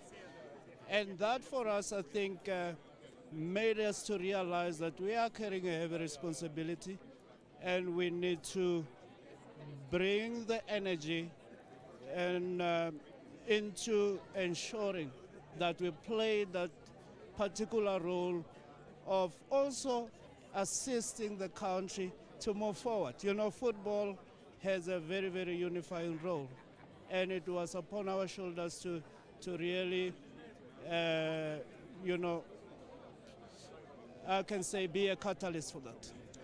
Phil, last word from you guys. Tonight, your names will be written on that wall for South Africans 100 years, centuries from now. We will not be here, but this team will be forever remembered. I think for me, this kind of thing should inspire the players who are playing now. They must know that people are watching, people don't forget, and they will reward you if you've done well. And they'll do their best to make sure that their legacy is never forgotten. Phil Masinga, David Nachi, gentlemen, thank you very much for joining us. Is that little Nyati? How are you, Mom? No. Oh, it's a little. Hey, let's speak to you. Let me speak to you. Yeah. So this is Daddy, ne? Daddy played soccer for Bafana. Are you going to play soccer for Bafana? Yes. What position are you going to play? Striker. You know, with strikers, you must score a lot of goals, yes? Yes, I know that. How many goals have you scored in your life right now? 4. Too many? 4. Only 4? Well, thank you very much. Thank you very much, gentlemen. Thank you. Once again, much appreciated. Well, thank you very much, guys. Thank you very much, Mom. Andre, we're sitting back. Behind you, there's the guy who took phenomenal shots at goals. Behind him, there's another short guy who used to run across the fields when you score. Behind him, there's another guy who came back from Africa all bandaged. Memories start flowing when you think of this team and what they've done.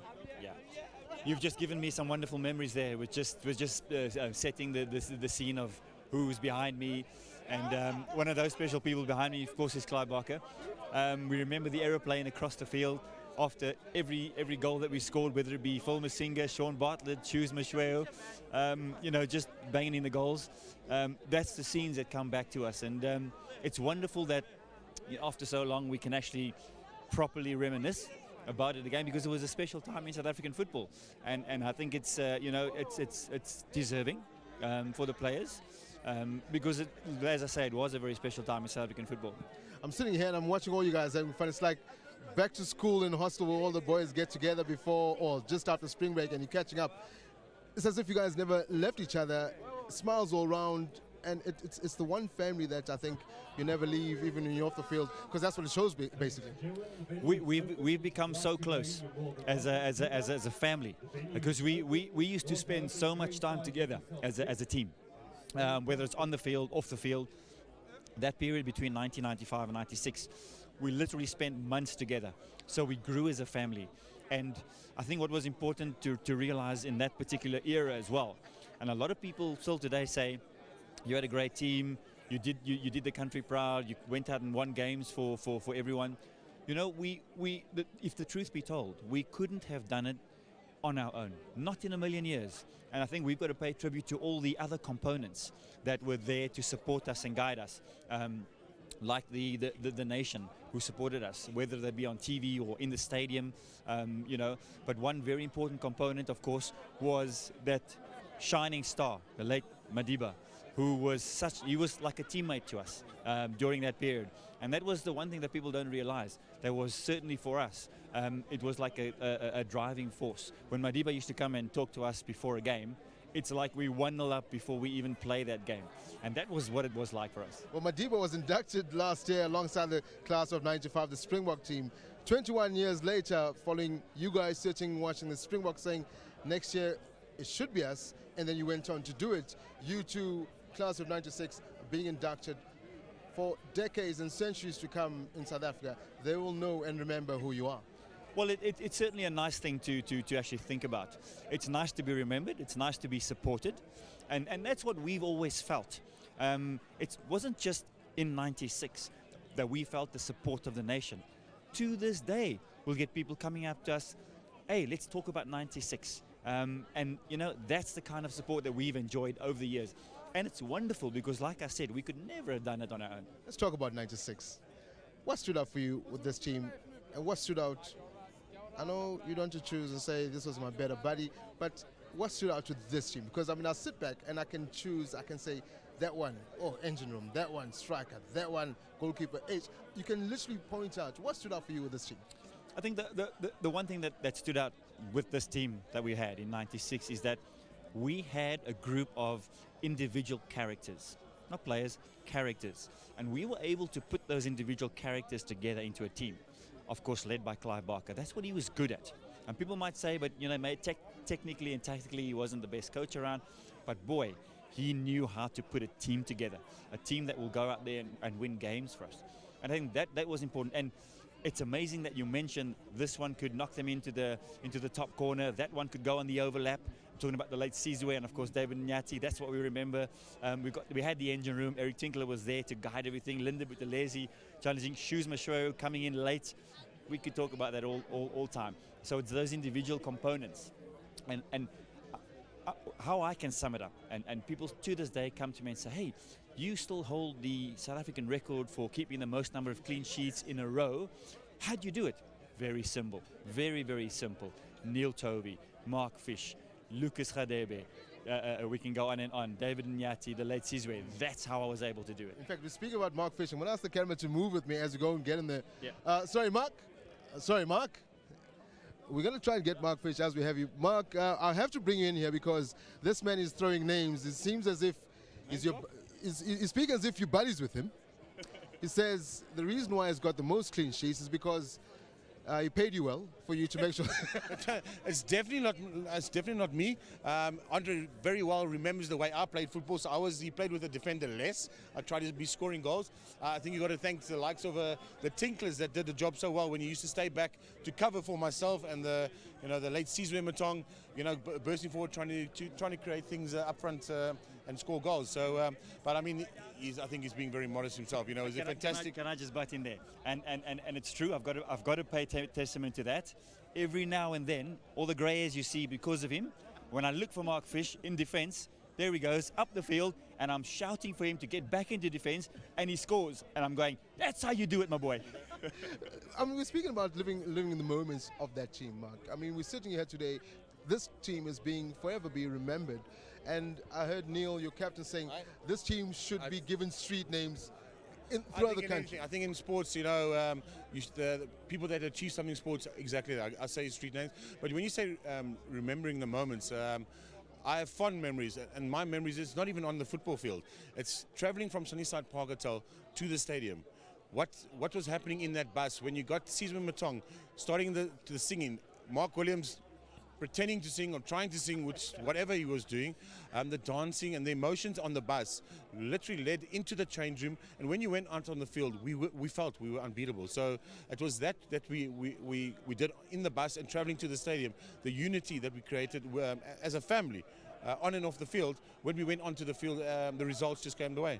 Mark Andre, I'm going to let you guys go. I was going to ask you the tougher questions, but I'll leave that for a bit later. No, that's fine, guys. We'll have a chat with you later. Thank you very much for joining us. Cheers, guys. Sure. Cheers.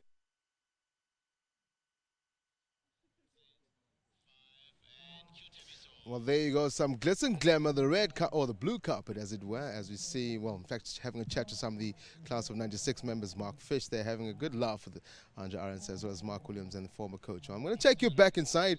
We continue with our broadcast from Sun City live at the Hall of Fame, South African Hall of Fame, as it were, as we induct the class of 1996, Bafana Bafana, after winning the AFCON in 1996. Let's bring you back to our master of ceremonies and continue from there. Soldiers, remembering those who are not here tonight, and I think you are going to echo the very same sentiments.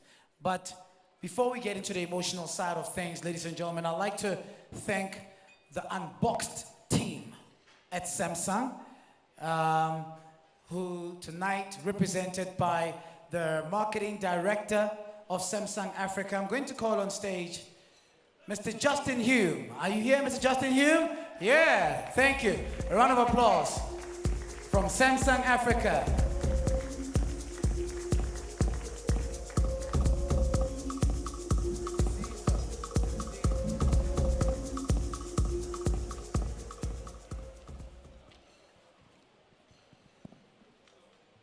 Ladies and gentlemen, a very warm welcome and thank you for joining us here as we celebrate some of the greatest contributors to South African football, and in particular the 1996 Africa Cup of Nations champions, as we induct them into the South African Hall of Fame powered by Samsung. You know, at Samsung we have a very simple motto that says, do what you can't. And it's our core belief that meaningful progress comes from the daring to defy barriers. It means that history can be rewritten and that those in last place can come to the front. It means that obstacles can be overcome. And so we take great pride in the creativity and in the diversity of our people as we create technologies that allow others to strive, to grow, to fulfill their potential, and ultimately to innovate and perform at their very best so that one day they too may be standing at an event like this, accepting an accolade like we will hand out tonight. We take particular pride in the induction of the Bafana Bafana players and the supporting team into the South African Hall of Fame, who dared to defy those barriers and put South Africa on the international sporting map back in 1996. And so it is my particular privilege to represent our organization here tonight with a room full of achievers. It is inspiring, it is simply good to be amongst people and in the presence of people who are committed to excellence, to people who choose to lead and celebrate a life of success. Established with the aim to tell and celebrate stories of extraordinary achievers in South Africa. Across all codes, the Hall of Fame is a place where all those who visit Sun City can witness the commendable works of South Africa's brightest stars. Samsung's decision to become a partner in this incredible initiative was formed against the backdrop of fully understanding the purpose and the role of the South African Hall of Fame. Additionally, it underpins our long-standing relationship that we've had with Sun International, and a company that shares our synergy in terms of taking significant undertakings in South Africa and globally, and abroad. It's crucial for us to collaborate with companies who share that passion, that innovation, and that drive, and collectively we can move forward for growth and success. To those who visit the Hall of Fame here at Sun City, I think you'll have a memorable experience. I'd invite you to go in there and try out some of Samsung's very latest technology that we have introduced. And it's amazing, at the Hall of Fame we've introduced our latest virtual reality technology, transporting you into a host of different worlds. And we think it blends perfectly to create a dynamic between the cultural significance that is found there and this incredible new modernity and experience of where technology can lead us. So without taking up too much more of your time, I would like to extend our heartfelt congratulations to our special guests here tonight. We'll continue to celebrate your victory as it gives South Africa a great track record of excellence. Additionally, I want to acknowledge and thank the good works of the South African Hall of Fame. We recommend or commend you for taking the initiative to celebrate our country's champions. We understand that commemorating people and organizations is important as it provides a springboard for both future successes and the tributes of remembrance. So to everybody involved in tonight, thank you so much, and I hope that everyone here will enjoy the rest of the evening with us. Thank you. Thank you. Guys, you gotta get the new S8. I don't know if I should still call it new. It's an amazing phone. It's incredible. Like, have you seen the whole Unbox Yourself campaign? I don't know if you've been following that campaign. I'll show it to you. I'll put it out on display. If you haven't seen the S8, come to me. Mr. Hume, do I get a free phone for talking about Samsung phone? I can keep going. I mean, I know I know the whole camera HD facility. It's incredible. The speed. I can keep going. Let's see if I get it for free. Ladies and gentlemen, a round of applause for our sponsors, Samsung Marketing Director, Mr. Justin Hume. Thank you.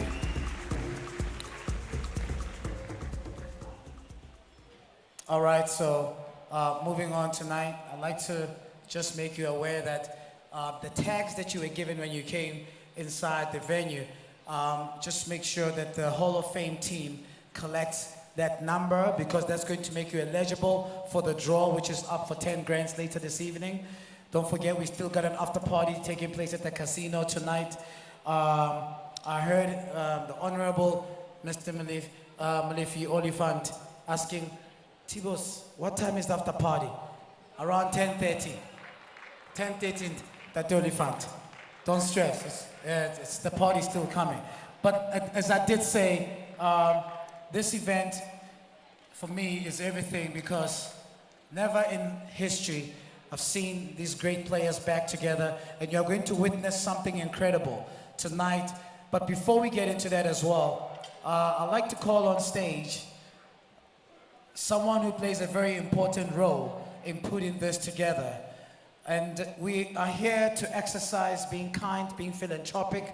So at some point, there's going to be an auction of some pieces that you'll never come across. I rest assure you. So help me to welcome on stage the CEO of the South African Hall of Fame. I was quite inspired earlier this morning when I met this gentleman. His son plays off a 6 handicap at the age of 12. Now, to parents that are in this room, that's not luck. That's nurturing. That's what the role of a father is. And to mothers who are raising children or who are single parents, never distort the image of a father in any son's life, because boys need men to grow. I will say he's not a leader only in a public space. I could see through his son at the age of 12 playing a 6 handicap that not only is he a private successor, but indeed a public successor as well. Please help me welcome Mr. Eugene Lewis. Thank you.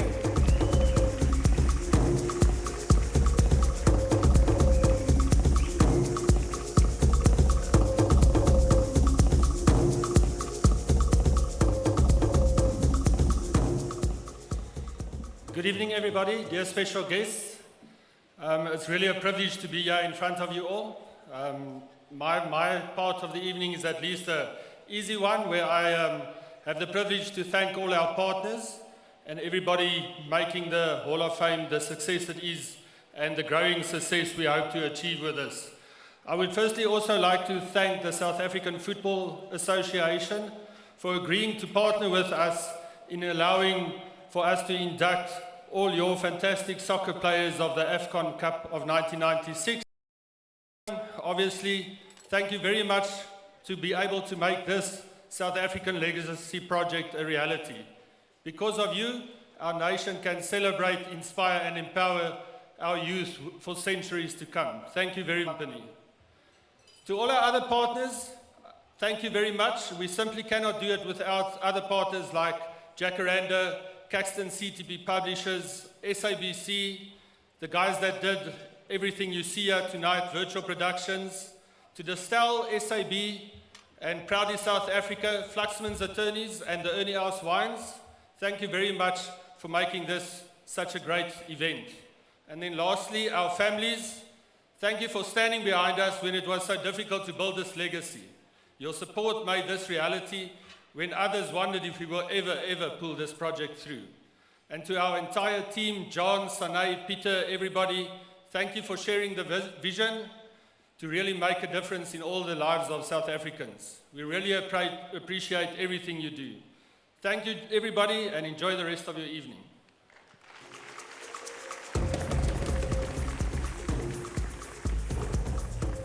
Thank you, Mr. Lewis. To also acknowledge a friend, couldn't be here tonight, one of the sponsors, Jacaranda, Kevin Fine, he's the GM of the station, and I don't know what he told the team at the Hall of Fame about him not being here, but I do know one thing. It was his birthday on Friday. Now, if your birthday falls on a Friday and your name is Kevin Fine, you're still recovering. I'm kidding. He would have loved to be here and to express his sincerity. Ladies and gentlemen, from Kevin Fine.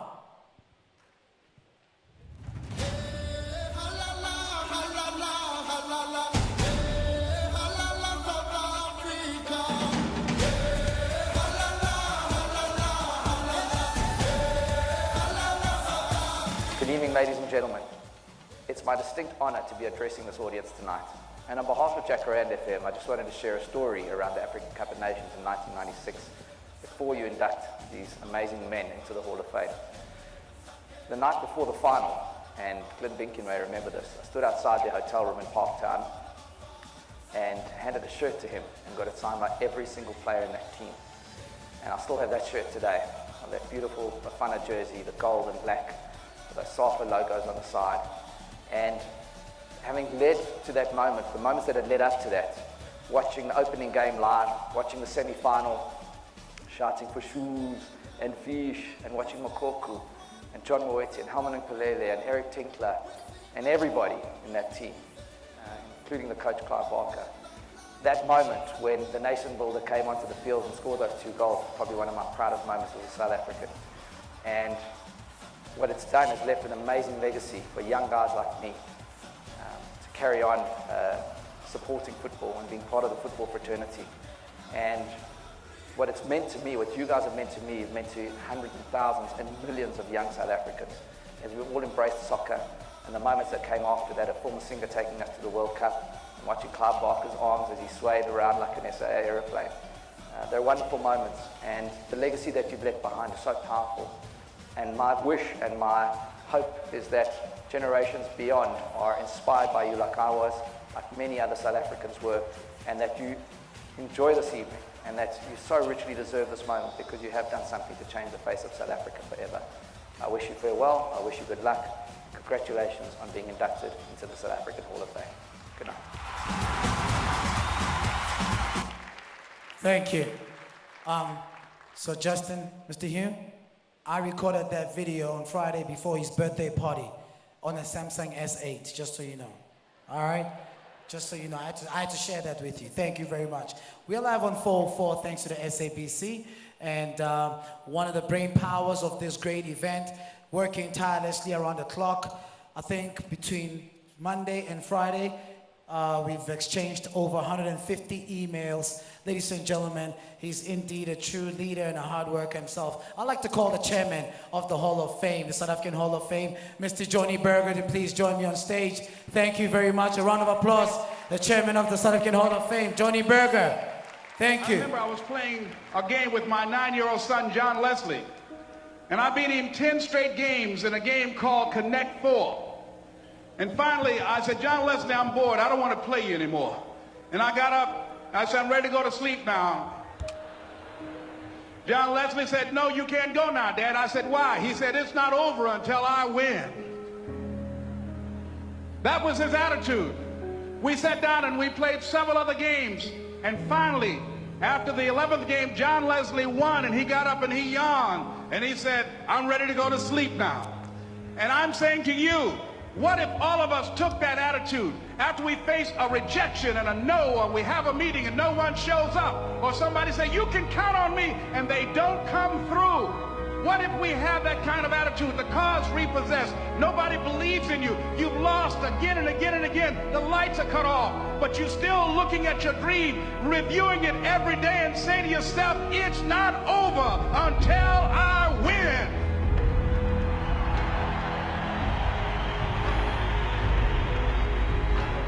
It's very important as you hold on to that dream. There are moments when you're going to doubt yourself. There are rough times are going to come, but they have not come to stay. They have come to pass. It's very important for you to know that. Don't say I'm having a bad day.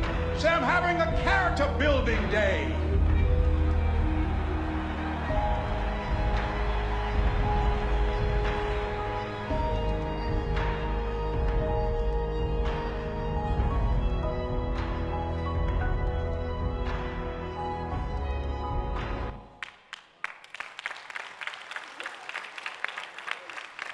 Good evening, ladies and gentlemen. I want to tell you that it's such a huge, humbling privilege to be part of this incredible journey. I want to tell you that for the past 10 years, we have invested everything we own into this project. There were so many times in my life that I wanted to give up, because everybody told me, you will never get the South African Hall of Fame right. It will work in the States. It will never work here. And I made a conscious decision that I will not give up until I win. And every afternoon, when I got home to my wife, she would tell me, a gold medal is a wonderful thing, but if you cannot be anything without it, you'll never be enough with it. And so I kept on one more day, and another day, and another day. And in the past 10 years, we have done approximately 3,000 presentations. And I received 5 yeses out of 3,000. And I want to say to Mr. Anthony Leeming, the CEO of Sun International, Mr. Rob Collins, Mr. Raul de Lima, Eugene Boniface, to Tabu Mosololo, thanks for sharing my dream, and thanks for sharing my vision, because you gave us a secure home where we can make dreams a reality. And thank you to Mr. Mike van Leer, to Justin Hume, Cornet Blignout, Lawrence Loyson from Samsung, because we can stand proud in knowing that we've got the best technology in the world to showcase these remarkable achievements.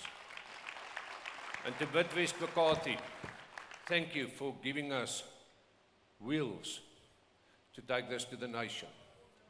Caxton Media, Jacaranda, SABC, for airing and showing our footage to South Africans. You know what?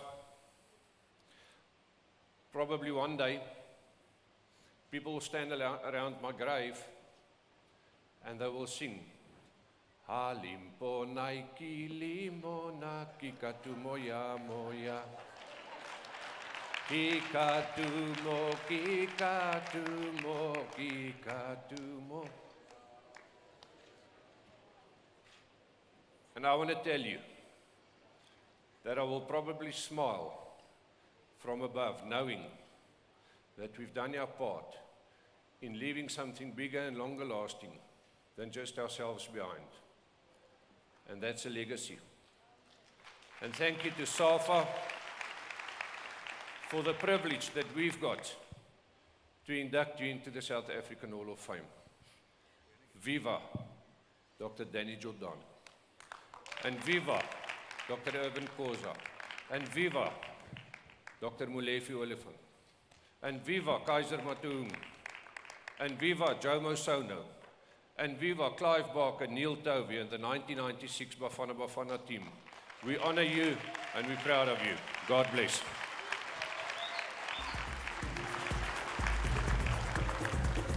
Thank you, Johnny. Yes, support the visionary. Ladies and gentlemen, once again, Mr. Johnny Berger, the chairman of the South African Hall of Fame. Thank you. For those who understand the church culture, I'm a grandson of one of the leading leaders. I was born in a dynasty of ministries and former president of Council of Churches. This part, I can do it in my sleep. and that is to raise money. There's no institution that knows how to raise money like the church. I don't know if you've been to a black church. You will feel guilty for not giving. Yeah. Oh, you'll be crucified for accepting the Lord, but you'll be crucified for not giving. And I'm not going to do that to you tonight, but I will tell you something. What you're about to witness, all of this, we have this amazing 22-wheeler truck. Now, this truck can do everything. We can host, soccer academies. We can host a variety of things. It's a 22-wheeler truck. It's going to be going across the country. And to have something of this infrastructure, it takes heavy investment. Ladies and gentlemen, I'm urging you tonight to please understand that we live in a time where companies like Samsung, companies like Jacaranda, we should not just list how much profits we make, but also take pride and brag about how much we gave. Hence, we have the headline sponsor tonight as Samsung. But every individual, before you make the Forbes list based on how much you made, let's take pride based on how much we gave. I think there'll be a good culture to try to, to improve or to try to develop in society for people to brag about what they give. So I'm talking to givers tonight. I'm asking you to please welcome on stage. This gentleman raised 205 million in 60 seconds for the Kyalami racetrack. I don't know if you're at that auction. Were you at that auction? Oh, you're not there? Oh, okay. You guys are still riding quantum taxis.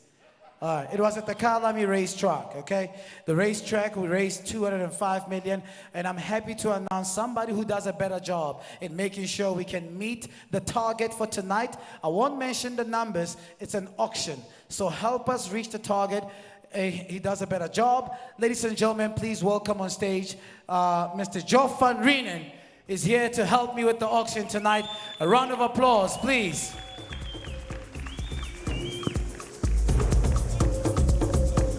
Well, it might not be a racetrack, but tonight we're going to do some money for charity. Ladies and gentlemen, welcome to the auction part of the evening. For those of you that haven't been to an auction before, good luck. Mr. Dancer. For those of you that haven't bought something on an auction before, where's that Samsung table? Ever bought something on an auction, sir? He has. I'm not, no, just you, sir. Ever bought on an auction before? Never. Never. Guess what's going to happen? We won't touch you, sir, because you've given so much tonight. Mr. Dancer, I know things are slightly tough at the table here, so we'll leave this table alone as well. Most sponsors in the front table said, please don't come near me. However, this is what's going to happen. We're going to raise some money for charity tonight. We have to keep the dreams alive. We have to keep the hope alive. And tonight we have 5 lots to go through this evening. So for those of you that haven't been to a charity auction before, this is very easy, ma'am. This is what you do. This is called the gavel. You can hold it, you can touch it, it's okay. Just mind the plates, because you're going to hammer this gavel a lot this evening. I can see what's going to happen tonight. You just keep hammering, ma'am. He'll keep paying. Don't worry about a thing. This is what happens. I'm going to start a little bit slowly this evening so you know exactly what's going on. And then as the lots happen, I'm going to speed it up. You must focus, sir. You must focus. There's going to be multiple choice after the auction, sir, so you know exactly what's going on. Are you ready? Have you bid on auction before, sir? You speak English, sir? You okay? Thank goodness. Whew. For a moment, I thought you were the mayor, but that's one of the other gentlemen quite close to you next door. There goes the job. Right. If you want to look up at the big screen, ladies and gentlemen, we have 5 lots to get through this evening. As I said before, we're going to start a little bit slowly, so you understand what I'm saying, ma'am. And I'm just going to speed it up for the next 60 seconds or so you'll have no clue what I'm saying, and I'll just take... Oh, is that your husband, ma'am? Is that your husband? Has he any idea what's going on? Thank you, sir. Congratulations for that donation you just gave us. All going to charity. Very generous of you, sir. Thank you, ma'am. 50,000 rands. It's wonderful to see you this evening, sir. Are you all right? Looking a bit pale, sir. You okay? You haven't done this before? Are you an auction virgin? You are. Well, that's fantastic. You quick, ma'am. Give him the hammer. He's going to need this one. Right. Up on the big screen, ladies and gentlemen, there you have it. We have a surprise lot. Now, as Thibaut Touch said, you cannot get these lots anywhere. This is a once-off. Two of the lots this evening are literally originals. You cannot buy them anywhere unless you bid this evening in front of all our living legends. This is how it's going to work. Lot number one, surprise lot, an original 1996 photograph, print of a photograph of the stadium match or the final, signed by the team members here tonight. It's not a reprint, it is an original print of the photo that was done in 1996. How you got it, Peter? I've got no idea whatsoever. Someone's going to die for it. The second piece of lot number one is a cap signed by Neil Tovey and Mark Williams. They will happily deliver it to your house. Where do you live, sir? Cape Town? Fantastic. They'll deliver it straight for you. For the hats as well, top of the big screen, as well as the original 1996 signed print as well. It's up on the big screen, ladies and gentlemen. This is the part of the show. You ready, sir? You okay? Pick a number between 1 and 10. 9. Bless you. 90,000, give it away, have it at 90,000 rand, give it away, have it at 99, give it away, have it at 90,000, now when you're ready, sir. Have it at 90,000, give it at 100, sir. At 100,000, give it away, have it at 100. Ladies, have you any clue what's going on right now? No, nothing whatsoever. All right, I'll just keep doing it a little bit slowly. Have it at, give it at 111, give it at 100,000 now. Don't you work for Sun City? That's what I thought. 110,000, give it away, have it at 110, give it away, have it. Soccer players? No money here whatsoever. Just relax, gentlemen. I won't touch a thing. Uncle Danny? Have you done this before, sir? Didn't think so. 150,000. Give it away. 150. Give it away. Have it at 2. Are you laughing, sir? Are you laughing at the auctioneer? Just relax the hand. Just relax. 200,000. Give it away. Have it at 2. What was that? What did you say? Where's your watch? Let me see your watch. How do you spell that? Rolex. You've been to Hong Kong lately, haven't you? That's what I thought. Have it at 2, give it a, have it at 250,000. Have more beer, sir, you're going to need it after I'm finished with you. Have it at 255, have it at 250, give it a, have it at 250,000. Welcome to the show, man. 300,000 to the very generous lady in the front row. Which one's yours, ma'am? Which one's yours? None of the above. Oh, congratulations. Imagine that. Give it away, have it at 333, have it at 300,000 now. 300,000 once. Don't even try that wallet trick with me.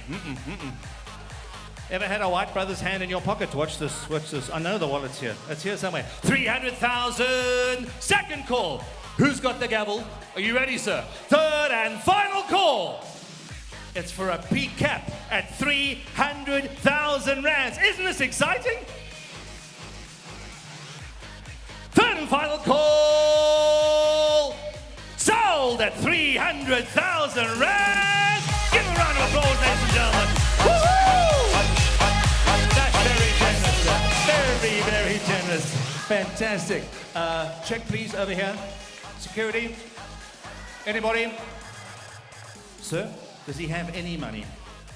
Nothing, that's what I thought. If a brother says a brother's got no money, you know there's a problem. There's nothing. Right.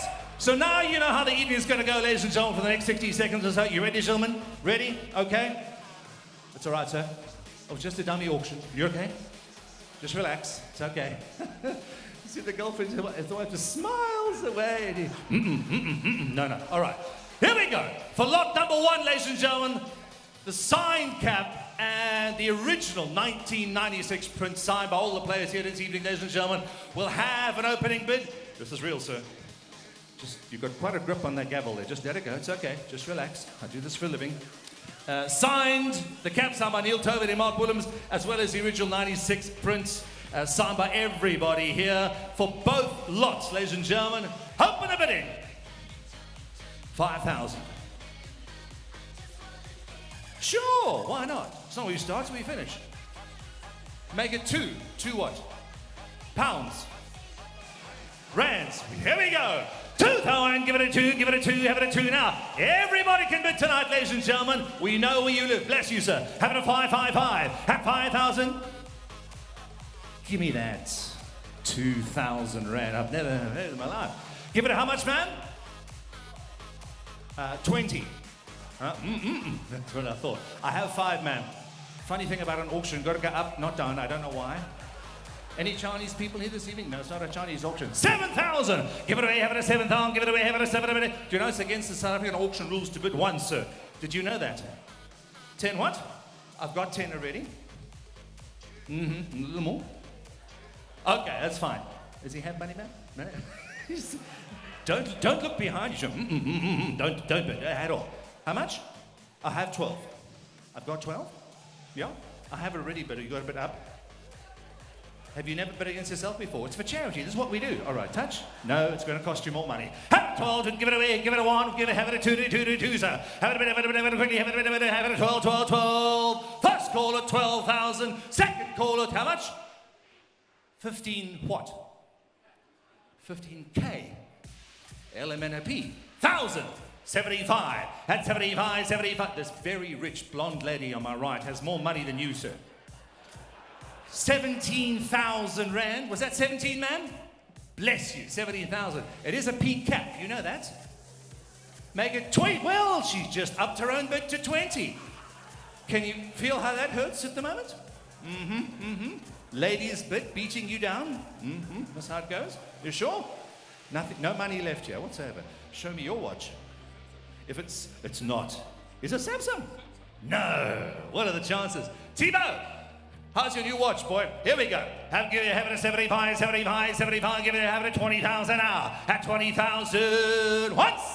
20, 25. Oh, it was so close. Just joking. At 20, give it a bit. Have it at 25. 20,000 once. 20,000 second call. Third and final call. Sold at 20,000 rands. Give her a huge round of applause. She gets the original purchase cap.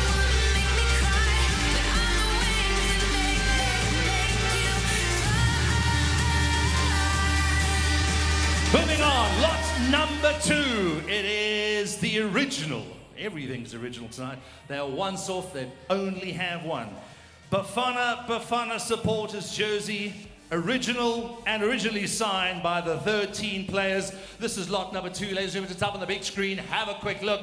There it is, signed by the 13 players, an original Bafana Bafana supporters jersey from the game. From 96, there we go, from 1996. We have an opening bid, ladies and gentlemen. 5,000 rand, sir. 5, 7 a bid, 10. How much? Don't mess with my boy, there he is. 10,000 rand, give it away, have it at 10, have it at 10, have it at 10, sir. Have it at 10, 15. Are you bidding, sir? Are you doing this all the time? I was getting quite excited. Were you bidding? Oh, just joking.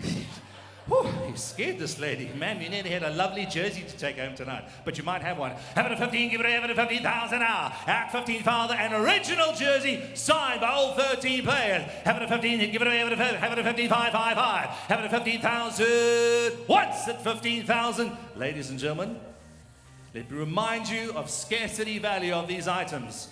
And the last 3 will go even more expensive. Give it away, have it at 15,000. Second call. Yes, sir?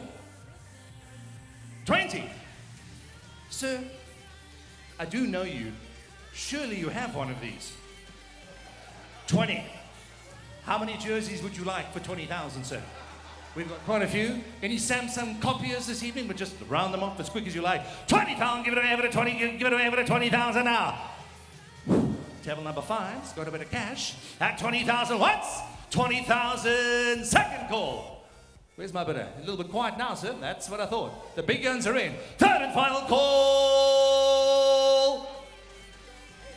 Who's yelling? Oh! Raj, you're back at 25. That's what I thought. Welcome back. Whew. No. You shouldn't do that, sir, because you might upset table number 5. There's some big people there. 25. I've got 25, sir. From this very dapper-looking gentleman in the Samsung. 30,000. Ooh. Do it again. 30,000 now. Give it away, have it at 30, have it at 35. Is that your wife behind you? Don't look now. She's about to... 35,000. There goes the Christmas holiday man. Gone, out the window. Have it at 35, give it away, have it at 35. Have another sip of beer, sir. Have another whiskey. And everything's going to charity. We got 35, sir. At 35,000. Last time. Hit him with a big bid, sir. Hit him where it hurts. On the head. 40,000 rand! How are we feeling, Raj? You in? You a bit nervous? Ooh, I know. It's a big man there. Mm-hmm. Who's bidding? No idea. Gentleman over there somewhere. I've got 40, sir. Yeah, that's what I thought. I won't tell you what he said. The microphone didn't pick it up, thank goodness. Final bid. How much? Say it again. 50,000. Well, well, well. I'll call you Mr. Raj from now. 50 down, give it away, have it at 50, give it away, have it at 55, high. At 50,000. Uncle Danny, you look great in the museum. For 50,000, look fantastic in the museum, sir. Have another sip, sir. Have another sip. Please tell me that's whiskey. Little more, sir, little more. For 50,000, imagine surprise the wife at home tonight, sir, with a lovely jersey. Imagine the look on her face when she sees what you brought her. We've got 50, sir. We need another bid. How much? 51. Thank you, sir. And he's drinking a lot more now. It's not apple juice either. Uncle Danny, I didn't think it was apple juice. Have it at 51. Juan, give it away. Have it at 51, sir. Hit him again. It's charity. It's all going... Don't let the children lose hope, Mr. Raj. What? No, you're taking advantage of me now. I'll take 52. Thank you, same to you. At 52, 2, give it away, have it at 22, sir. Have it at 2, give it away, have it at 2, have it at 2, have it at 2 now. 52,000 once. 52,000. Second call. No pressure, sir. There's 25,000 people watching the stream right now. At 52,000. Third. It's a big hammer, sir. Look at that hammer. Have you seen it? It's amazing how that thing works. For 52,000, you could have it. For 60. Ooh. Give hope, sir. It's charity. Did I mention it's tax deductible, Mr. Raj? Completely tax deductible. It's going to charity. For 52. Uncle Danny, lend brother some money. Come on, Uncle Danny. Times are tough here. Take some. Take 2 seats and a bit of 2. 52,000 once. Have some more whiskey, sir. It's going to help you when I do this to you. 52,000. Second call. Ever sat on a gavel, sir? So it's what about to happen if I don't get another bid. You're in? 54,000. I had no idea he was going to do that. I had no clue whatsoever. Uncle Danny slipped him a little 20 under the nose. You sure? 54, give it away, have it at 54, 4, 4. Have it at 54,000 once. 54,000. Second call. Third and final call. Hit it on the table, sir, and hit it hard. That's it. It's going. Sold at 54,000 rands. Give them a huge round of applause, ladies and gentlemen. One of the highest bids this evening.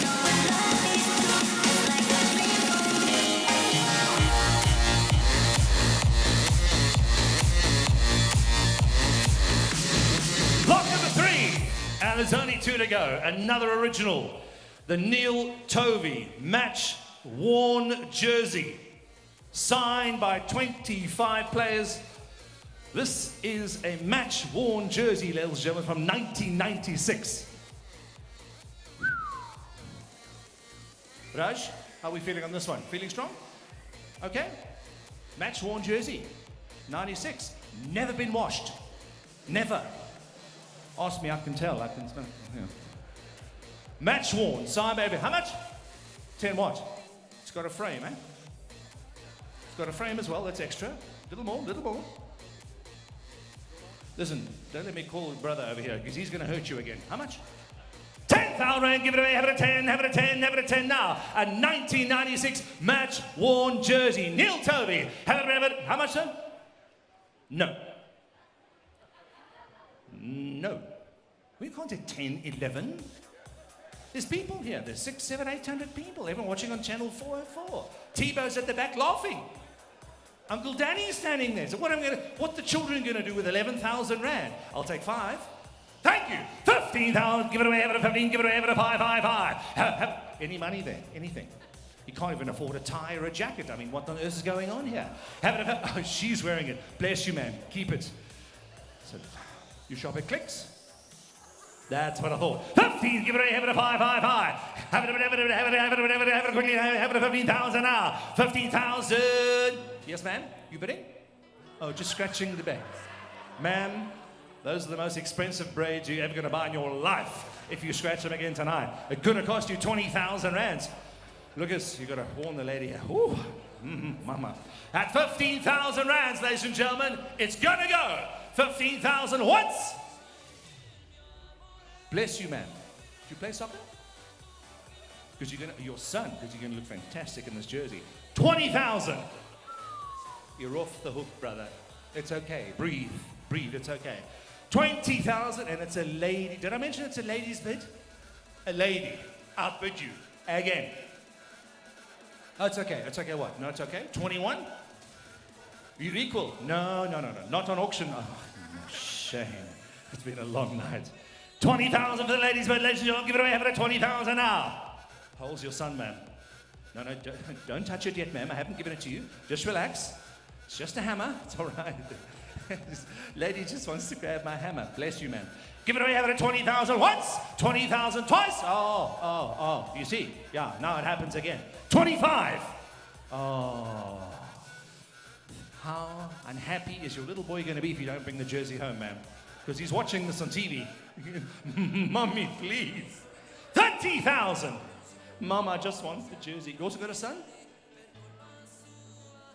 I've got 30. You got 2 sons. 35. Oh. He's not in bed. He's watching this on TV. He can see you. So Mama went, I don't want it anymore. 35,000 rands. And it's for charity.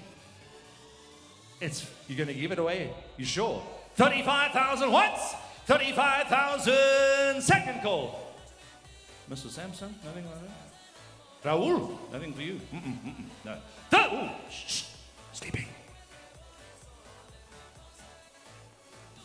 Sold at 35,000 rands, ladies and gentlemen. An original 1996 jersey. They don't get any better than that.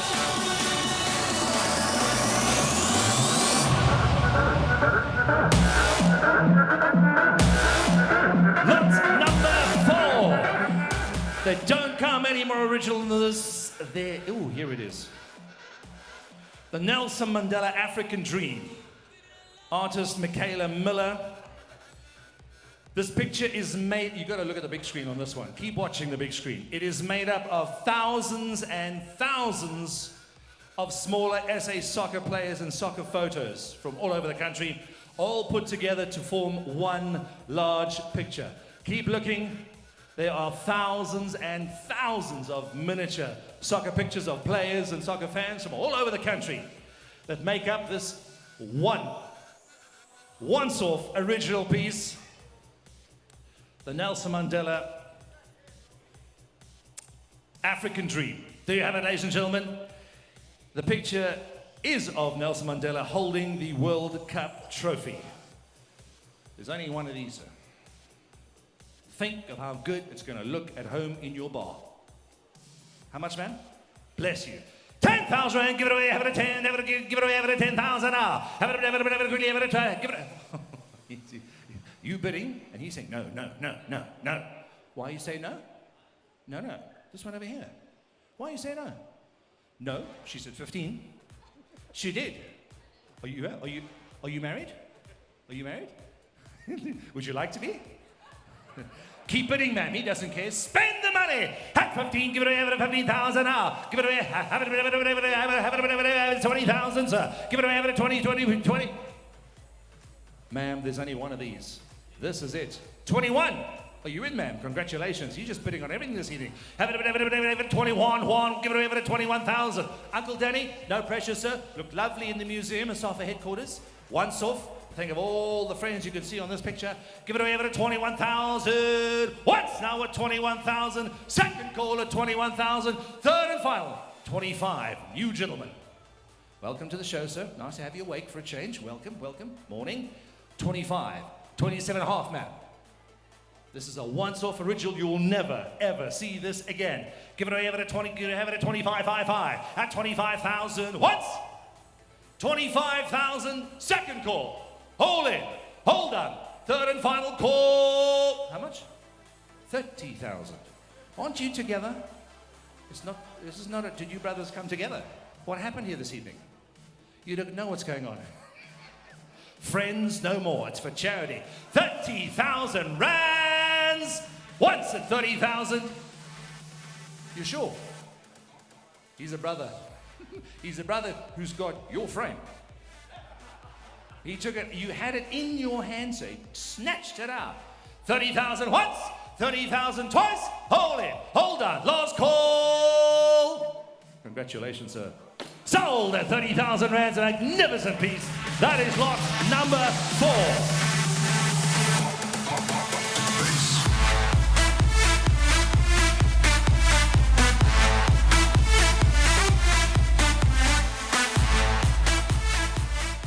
Here we go, ladies and gentlemen. This is the last lot this evening. Is it an iPhone? That's what I thought. Okay. Just checking. Mr. Samsung, iPhone. Give it to him. Give it to him. Give it to him. That's what I thought. Thank you. Oh, you're charging. Here you go, sir. Do with it what you wish. Anything you like. In fact, phone his dad and get a bid. Now, don't worry, because if he breaks it, you're getting a brand new Samsung. Don't worry about a thing. Okay, here we go. Lot number 5, ladies and gentlemen. Ooh. Neil Tovey and Nelson Mandela original oil painting. It's up on the big screen. Painted by Voter Dupree and originally signed by the squad members of the 96 team present here tonight. This is a once-off. Only one of these paintings was ever done. Greatest captain and greatest president that ever lived. There you have it. It is an original. It is a once-off. It's here this evening. It's up in the corner. Peter, careful, Peter. You're going to faint if you hold that thing up that high. Can you just hold it up for the front row, Peter? It's now originally signed as well. There we go. There it is, ladies and gents. Originally signed this evening by all players from the squad here tonight. It is a once-off painting done by Voter Dupree, the greatest president and the greatest captain we've ever had. Any other to start, ladies and gentlemen? No pressure, sir. You missed the last lot. Go for the last lot. Go to lot 5. This is the last one. This is all we have, sir. How much? 10,000. 10,000 rand, give it away, have it at 10, have it at 10, give it away, have it at 10,000 now, give it away, have it at 15,000, sir, 20, just keep nodding, sir, I'll tell you when to stop, give it away, have it at 15, give it away, have it at 20,000 now, have it at 25,555, at 20, what's that, sir? Don't make me come over there, because the cameras follow me wherever I go. That's what I thought, I've got 25, sir. Anyone on channel 404, what's your name? Pierre who? Pierre Wilhelm. Pierre, you have any money left? Fantastic. 30,000. At 30,000, give it over to 333. Give it over to 30,000 now. Did I mention it's original, Pierre? Original. Would you like a closer look? Okay, I'll bring it to you. Pierre, Peter, you just pick it up. A little higher, Peter. People at the back can see. A little higher. Pete, you okay? Don't faint. It's a large painting. We got 30,000 now. At 30,000, give it over to 30, give it over to 35. Mr. Raj, you back in, sir. Have it quickly over to 35.55. At 35 now. Have it quickly over to 40, sir. Give it over to 40,000. Give it over to 40. 50,000. Give it over to 55.55. Have it quickly, sir. Have it quickly over to 50,000. Once. At 50,000. This is the last to go, ladies and gentlemen, and it's original, signed by the entire squad that's here this evening. 50,000. Second call. 55,000 to the young blonde with a very expensive Gucci dress. 60,000 from Raj from Pick and Pay, but he's got the money. 60,000, man. And we like him quite a lot right now. At 60,000. Raj, where are you going to put this? The red carpet. Well, there we go, man. For 60,000, last chance, man. Give it away, have it at 60. Let me remind you, man, no pressure, but it is the highest bid of this evening. At 60,000 rands, Once at 60,000, second call at 60,000, third and final call. Sold, sold, sold at 60,000 rand. Please give him a huge round of applause, ladies and gentlemen.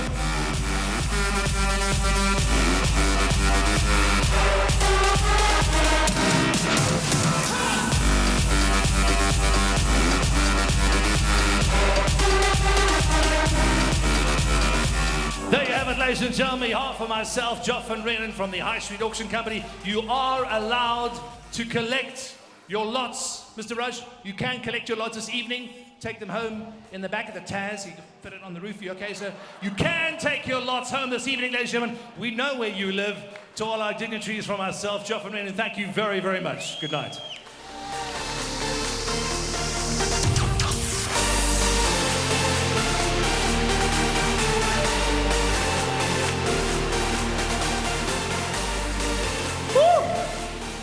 Whoa! Come on, once again, a round of applause for my brother Joe. From Reunion, ladies and gentlemen, thank you. Part of the rehearsal today, I had the pleasure to see this next artist. I think she's by far an incredible performer, but her voice, very, very amazing. I'll need you to please, ladies and gentlemen, help me welcome the first South African to win at the World Peace Song Festival in 2010. Her career actually started in 1996. Please put your hands together for Nadine.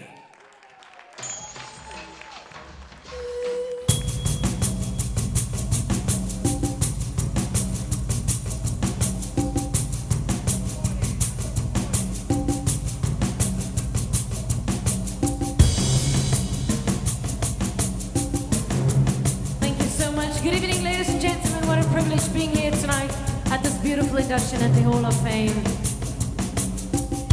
Sometimes alone in the evening, I look outside my window at the shadows in the night.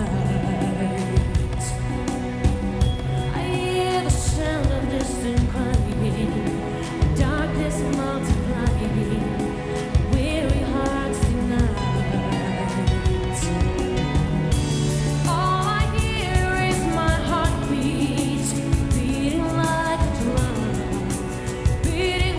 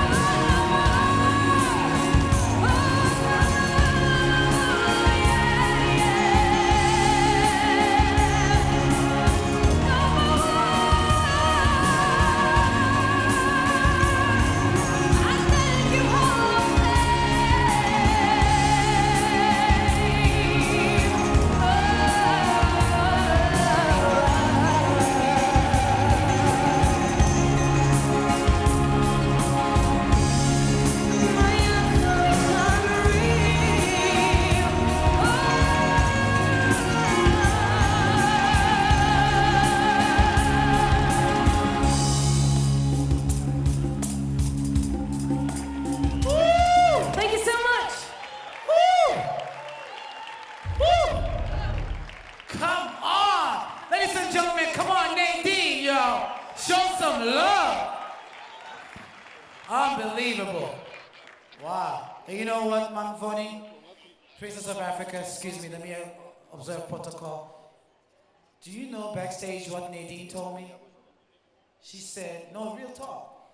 She said she watched you perform and she cannot believe she's the next artist coming after her role model, Yvonne Chaka Chaka. Isn't that incredible? I mean, it's incredible. Wow. Unbelievable. This part of the program, ladies and gentlemen, please understand that we are approaching, we are getting close towards the end of our program, and this is the main reason why we are here tonight.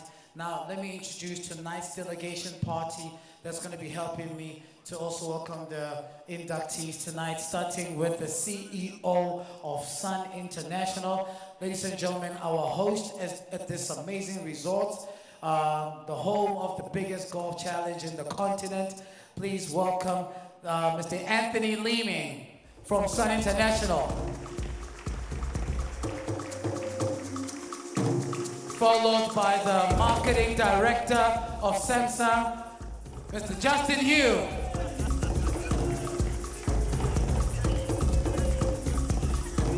The Princess of Africa, Yvonne Chaka Chaka, please.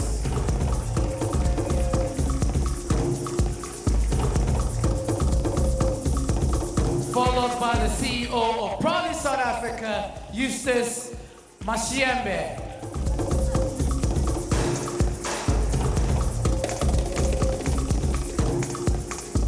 Let me also welcome the CEO of the South African Hall of Fame, Mr. Eugene Lewis.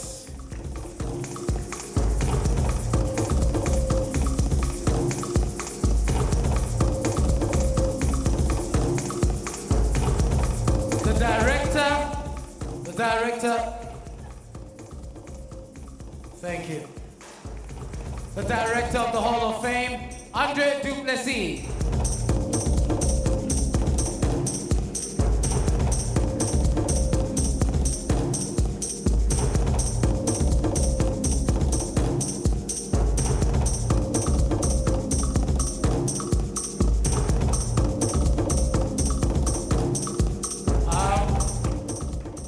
Single handicap golf player. All the tabos are great. Ladies and gentlemen, the Chief Operating Officer of Sun International, Thabo Msolodi.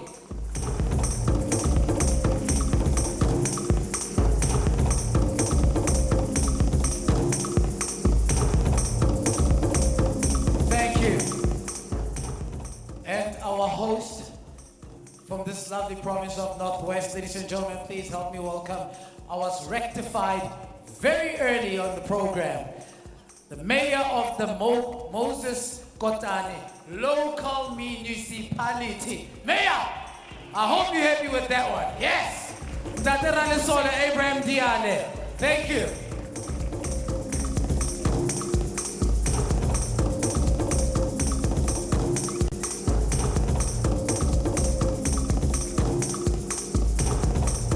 Thank you.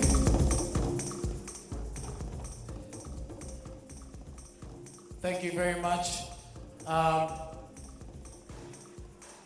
Would also like to call on stage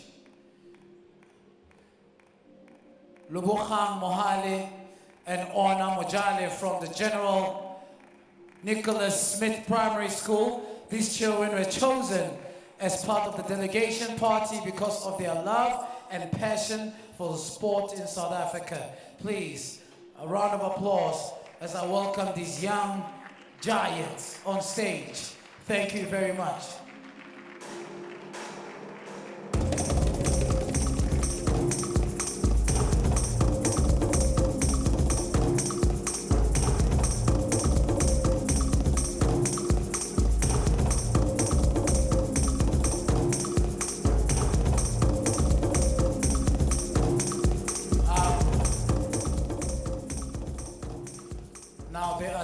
Important dates in our life is the day we come into this world and the day we depart. And the most interesting thing about those dates, we arrive naked and leave naked. But between the two nakedness, is the reason why we celebrate legends tonight. Your gift is what makes you significant beyond the nakedness. And we are celebrating people who are forever going to be saluted for the fact that they were given a gift, and this gift exported South Africa's craft to the world. Ladies and gentlemen, I would like us to take a moment as I'm about to welcome these two great families who are part of this journey that makes the AFCON Championship of 1996. These families will also accept the inductees' accolades. On behalf of the families, I'm also going to ask Captain Neil Tovey to come up on stage. I would have loved to have Clive Barker, but I understand that, you know, the eagle, the baton has been passed on to Neil Tovey, for lack of a better term. So, Mr. Clive Barker, respect the fact that, you know, you did your part on stage, but Neil Tovey will come. But firstly, I would like to ask to please help me welcome the family of Sizwe Mutaung, player of 1996.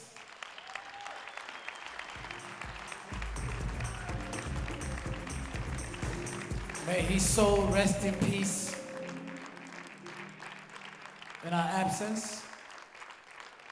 Come on, a round of applause for the champ, the legend, the family of Sizwe Mutaung, ladies and gentlemen. Please. Thank you. Thank you. Thank you. I'm also going to welcome the family. The number 10 jersey has been worn before, but beyond this, it doesn't get better. I had the privilege to meet this brother for the first time in my life, and I still cherish that moment till this day. Legends don't die. Their legacy lives forever. John Shoes Mushweu. A warm welcome to the family.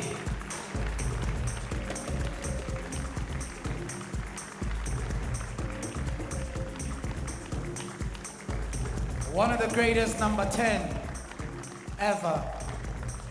Ladies and gentlemen, as the family make their way on the right side of the venue, a warm round of applause for the incredible icon to ever grace jersey number 10. Thank you.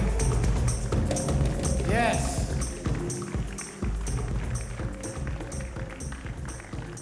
What a moment in history. What a moment in history indeed. Oh, Mamara Leboha, we are so honored to have you tonight representing our very own.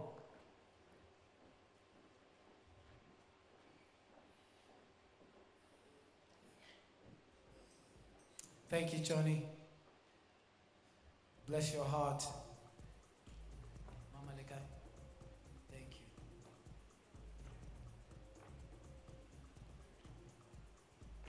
Oh, thank you. A round of applause one more time.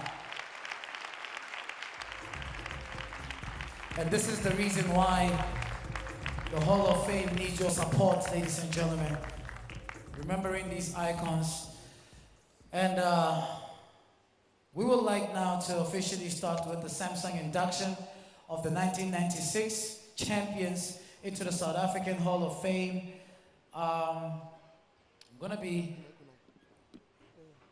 We have some visuals that are going to support part of this portion of the program. Ladies and gentlemen, I'm going to be naming the players, and this is starting from one of our favorite goalkeepers of that time. If you remember the 1996 AFCON Championship, I'm going to call on stage Andre Arensa.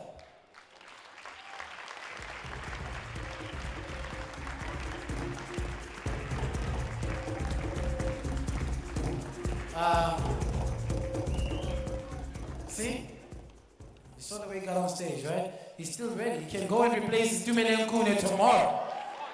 Andre Arensa, ladies and gentlemen. Let me also welcome Roger Desar. I saw Roger earlier. Yes.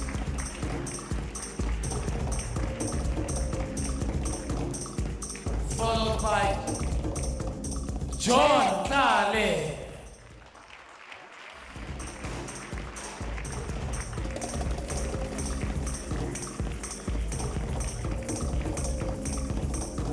Thank you, John. It's good to see you, looking good. Please welcome on stage the prodigal son back then. He said he's grown today. Mark Fish.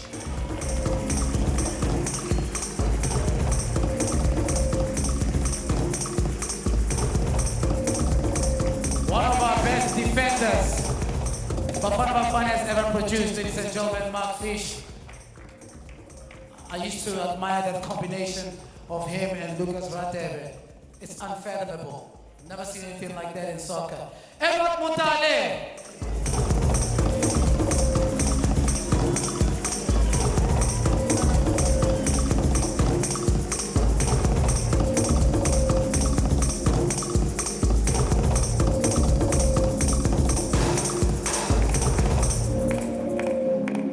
Please help me welcome David Nyati.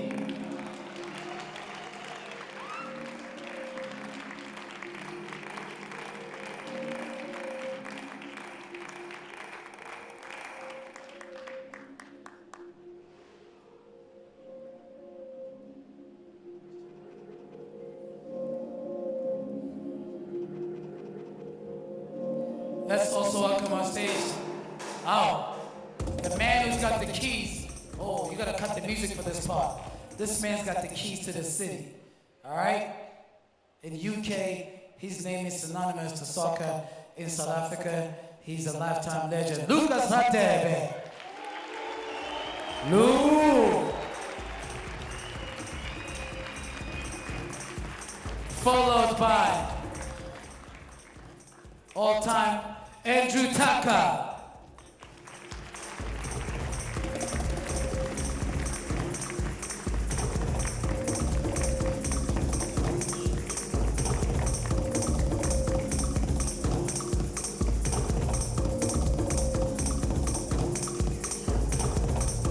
Ladies and gentlemen, welcome on stage, Linda Butelezi.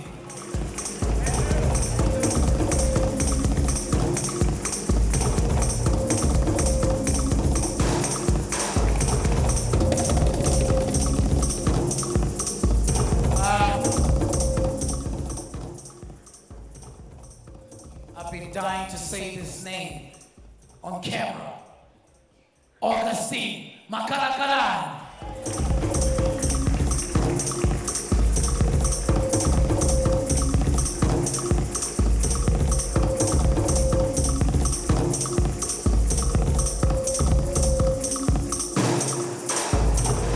Following up,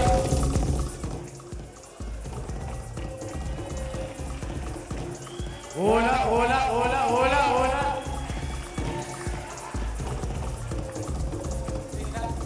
That's my homeboy. Ladies and gentlemen, welcome Helman Mkelele.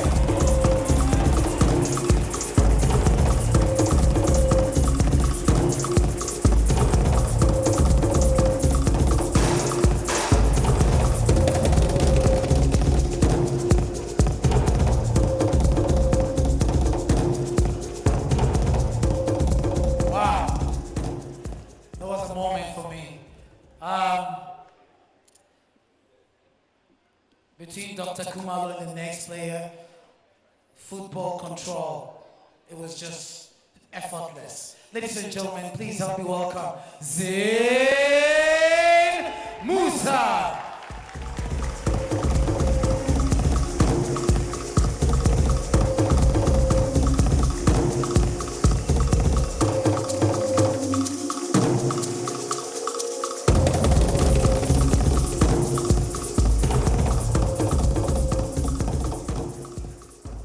Ladies and gentlemen, he was on stage earlier on. Help me welcome Eric Tinkler.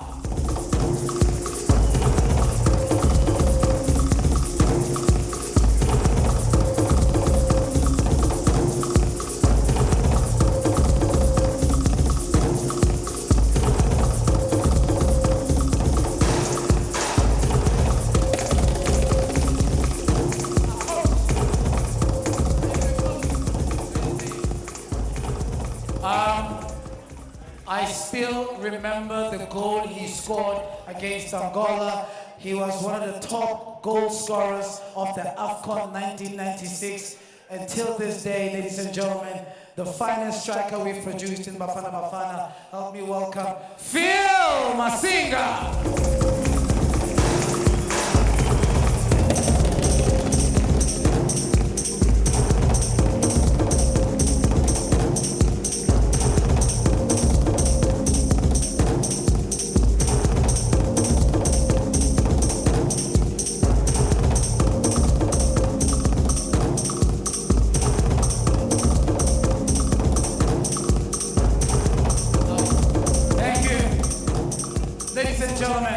Help me welcome Mark Williams.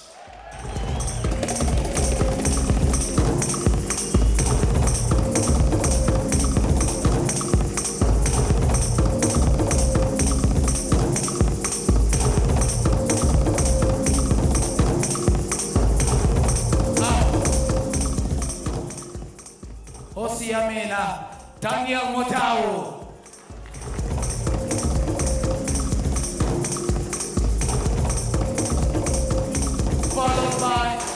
Followed by the technical advisor, Mike Markup.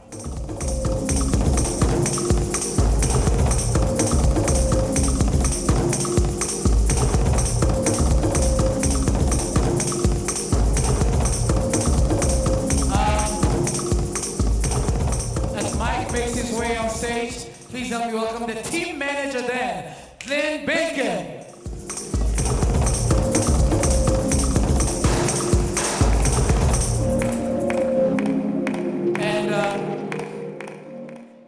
And to collect on behalf of the coach, then I'm going to ask the Honorable Captain, Neil Tovey, please.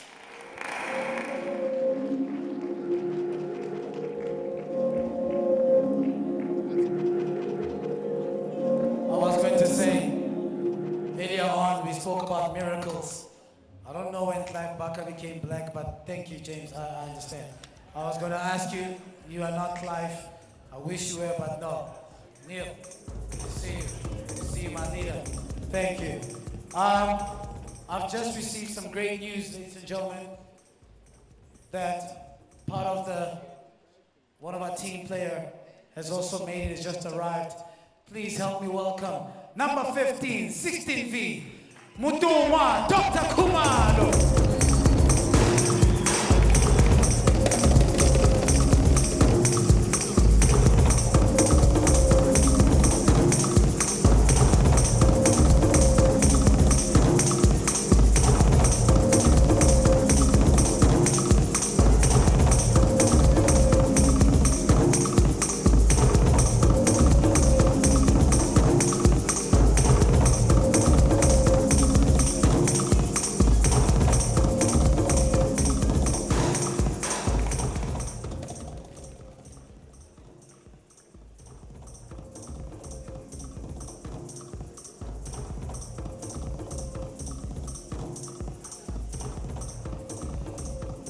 And ladies and gentlemen, this next player can still go back on the field. I've seen him train, he's on Super Sport.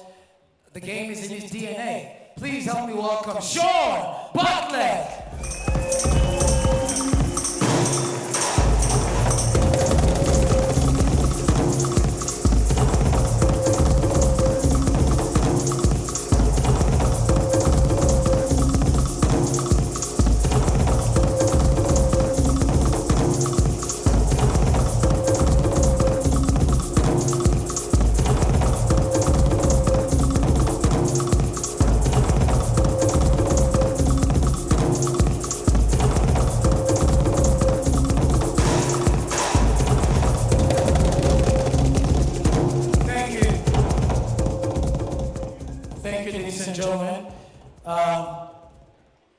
Good to see you, Sean.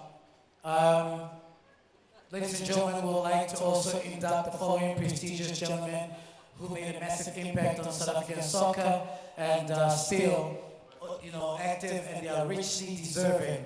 Before I call them up on stage, we do have a special video and a Hall of Fame song And I'd like us to go into that song right now, please. Help me as we're about to play this song, Mr. Soundman, the Hall of Fame official song.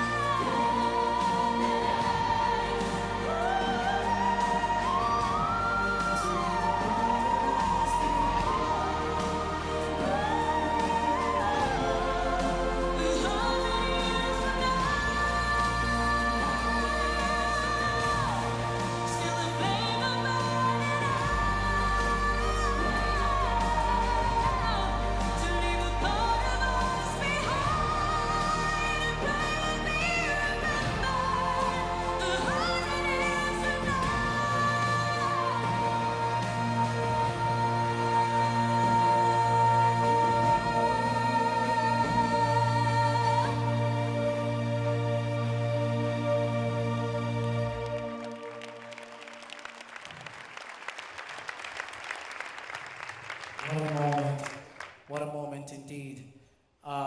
Ladies and gentlemen, I'm going to please ask these incredible icons in the evolution of soccer who've played a very instrumental role in ensuring that a night like this is cherished.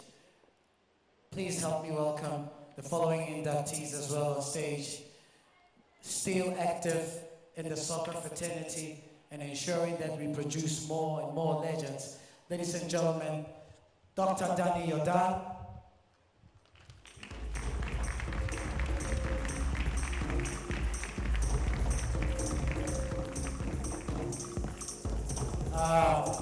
Dr. Molefi Oliphant.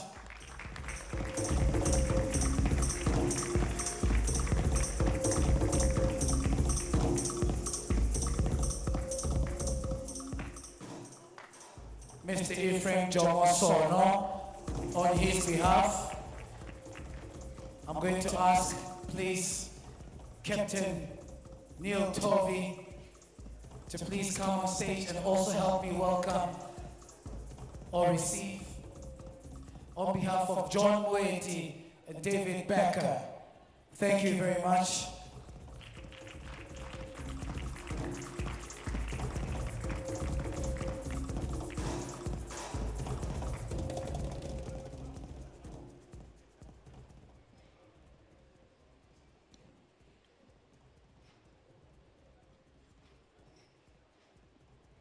Can you please ensure that Neil Toby gets his certificate as well? Yes, he received it on behalf of Clive. Thank you. Thank you very much. Now, if you let me, thank you.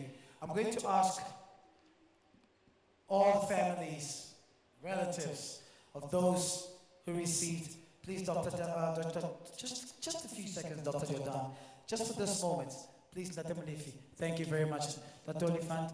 If you allow me, let me call the families and those who are inducted to please come back on stage, but those who can, Mama can remain, but those who can, let's please all come.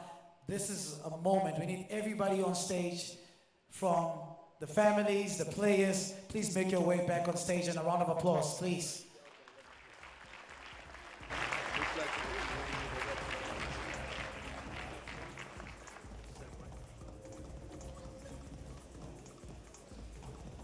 The kid manager, we need to remember that one.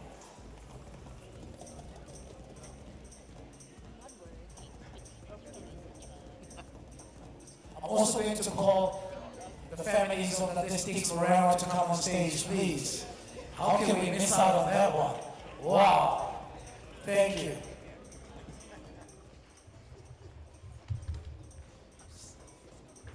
Yes. And Yusuf Kodisan, please.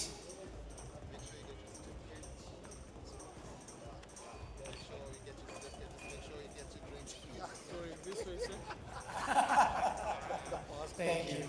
As the families make their way up on stage, this is a very special moment.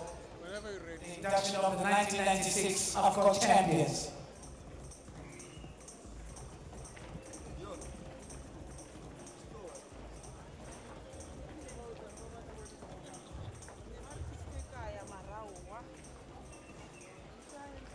I'm going to ask Dr. Daniel Don to please come. Make your way forth after greeting the families. For a very important induction as well. What you see here, these are the families that have carried our champions throughout this journey. Dr. Daniel Dan, I would like for you to kindly please, ladies and gentlemen, a very, very important moment, very important people in the history of South African soccer. Part of our inductees making it in the Hall of Fame as well. Ladies and gentlemen, Dr. Irvin Koza.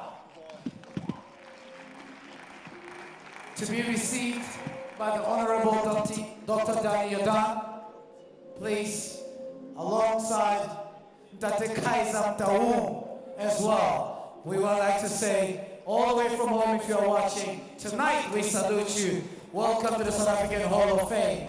To receive their accolades, Dr. Daniel Dan. Thank you.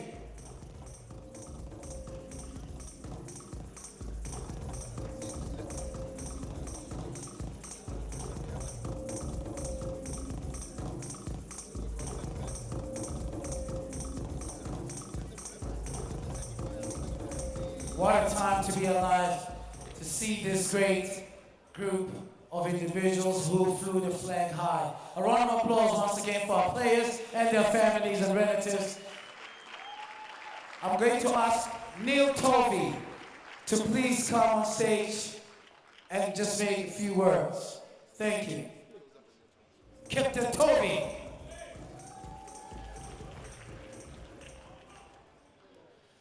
Good evening all. I know this is a graveyard shift. It's Sunday evening and no one really wants to listen to any more conversations and talks. But I must just start by thanking, first of all, SAFA and the executive, the president, Dr. Olifant, for making it happen for us in 1991, to play in 92 in our readmission into international football. We wouldn't be here if it wasn't for SAFA themselves and the hard work they put in to get us readmitted back into international football. So thank you very much, SAFA and the executive. To all the sponsors, I know they've been mentioned in the numbers here tonight. But I also wanted to include one sponsor that's been part of our journey for years and years and years, and that's been Castle Lager.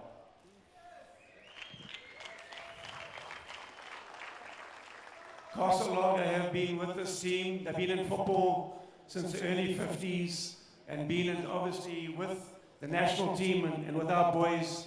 In fact, the first thing that got onto our plane when we used to travel into Africa wasn't the water or the energy drinks, it was a beer. So they gave us a lot of energy, so I'd just like to thank Castle on the journey they've been with us. Also, once again, to my great players, technical team, Clive, and your technical team, to my wonderful players, I must say, although I had a lot of grey hairs that have come about for all these years because of these players, it's been a wonderful journey. They were dedicated to the cause. There was something special, there was something different. Whenever we needed to pull something out in the match, when things weren't going according to plan, when Fish was told not to go forward, he would go forward and do something special. Doc Kamala, Shoes, Caesar, you know, we had a really special bunch. But I must say, a lot of names get mentioned, but it wasn't just the starting 11. It was a whole team of the 22 players that were part of that makeup. Because when you saw the game and we beat Cameroon 3-0, we all had to be at training the next day, training hard, fighting for places, for it to be included into the next starting 11. So to all my players, a really, really big thank you. I love you lots. Thank you for being part of my life. And may this not just be after 21 years. Let's make it happen and let's see each other more often. So I love you lots.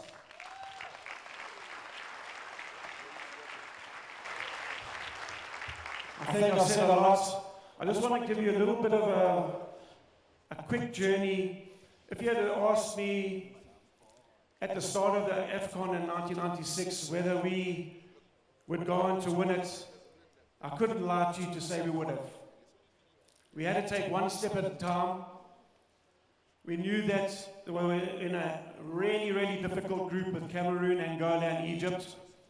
And we were naive in terms of the AFCON. We really were naive. So we had to take one step at a time, take one journey at a time, and play one match at a time. And as we went in the competition, we grew and grew and grew, and then started to believe that it could happen as we went towards the end of the tournament. But I must also mention, as the previous speakers have mentioned, about Madiba. So special to this team. He would phone me up every single morning when he wasn't available to come to the hotel to address the players. And I must tell you a story the night before the match when we met Madiba at the hotel. And he came into the room, he greeted each and every single person in that room. Whether you were a hierarchy, whether you were the players, whether you were the support staff, whether you were a waiter, whether you were just working with the hotel staff, he greeted each and every single person. And that was really, that stood out for me. And how can you not go to war for Madiba? He was really, really special for us. So to the Hall of Fame, Johnny Berger, all you guys, I know the hard effort that you put in, all the long hours. I'd just like to thank you very much. We feel really, really honored to be part of this occasion and this special occasion so that our grandchildren and our great-grandchildren can remember their dads forever long. Thank you very much. Thank you. Wait. Ladies and gentlemen, please, Captain, stay there. How can we forget Kevin Hunt, coach of Vets? Unbelievable. I mean, the top performance. I think on those words, that's where we can leave it for tonight's broadcast. Neil Tovey, the captain of the class of 96, praising everyone, as you heard, speaking about his team and that diva magic that drove him to lift in their trophy in 1996. Unfortunately, we've run out of time right here from Sun City. Hope you've enjoyed our broadcast. We brought you the class of 96, Bafana Bafana's induction into the South African Hall of Fame. To our viewers who've stayed with us for the past couple of hours, enjoy. And thank you very much for staying with us. You've been watching SABC News Channel 404. Stay with us, more news at the top of the hour. Unless you want your Lobola money to be sent back home. Okay, we're not here. All right, ladies and gentlemen.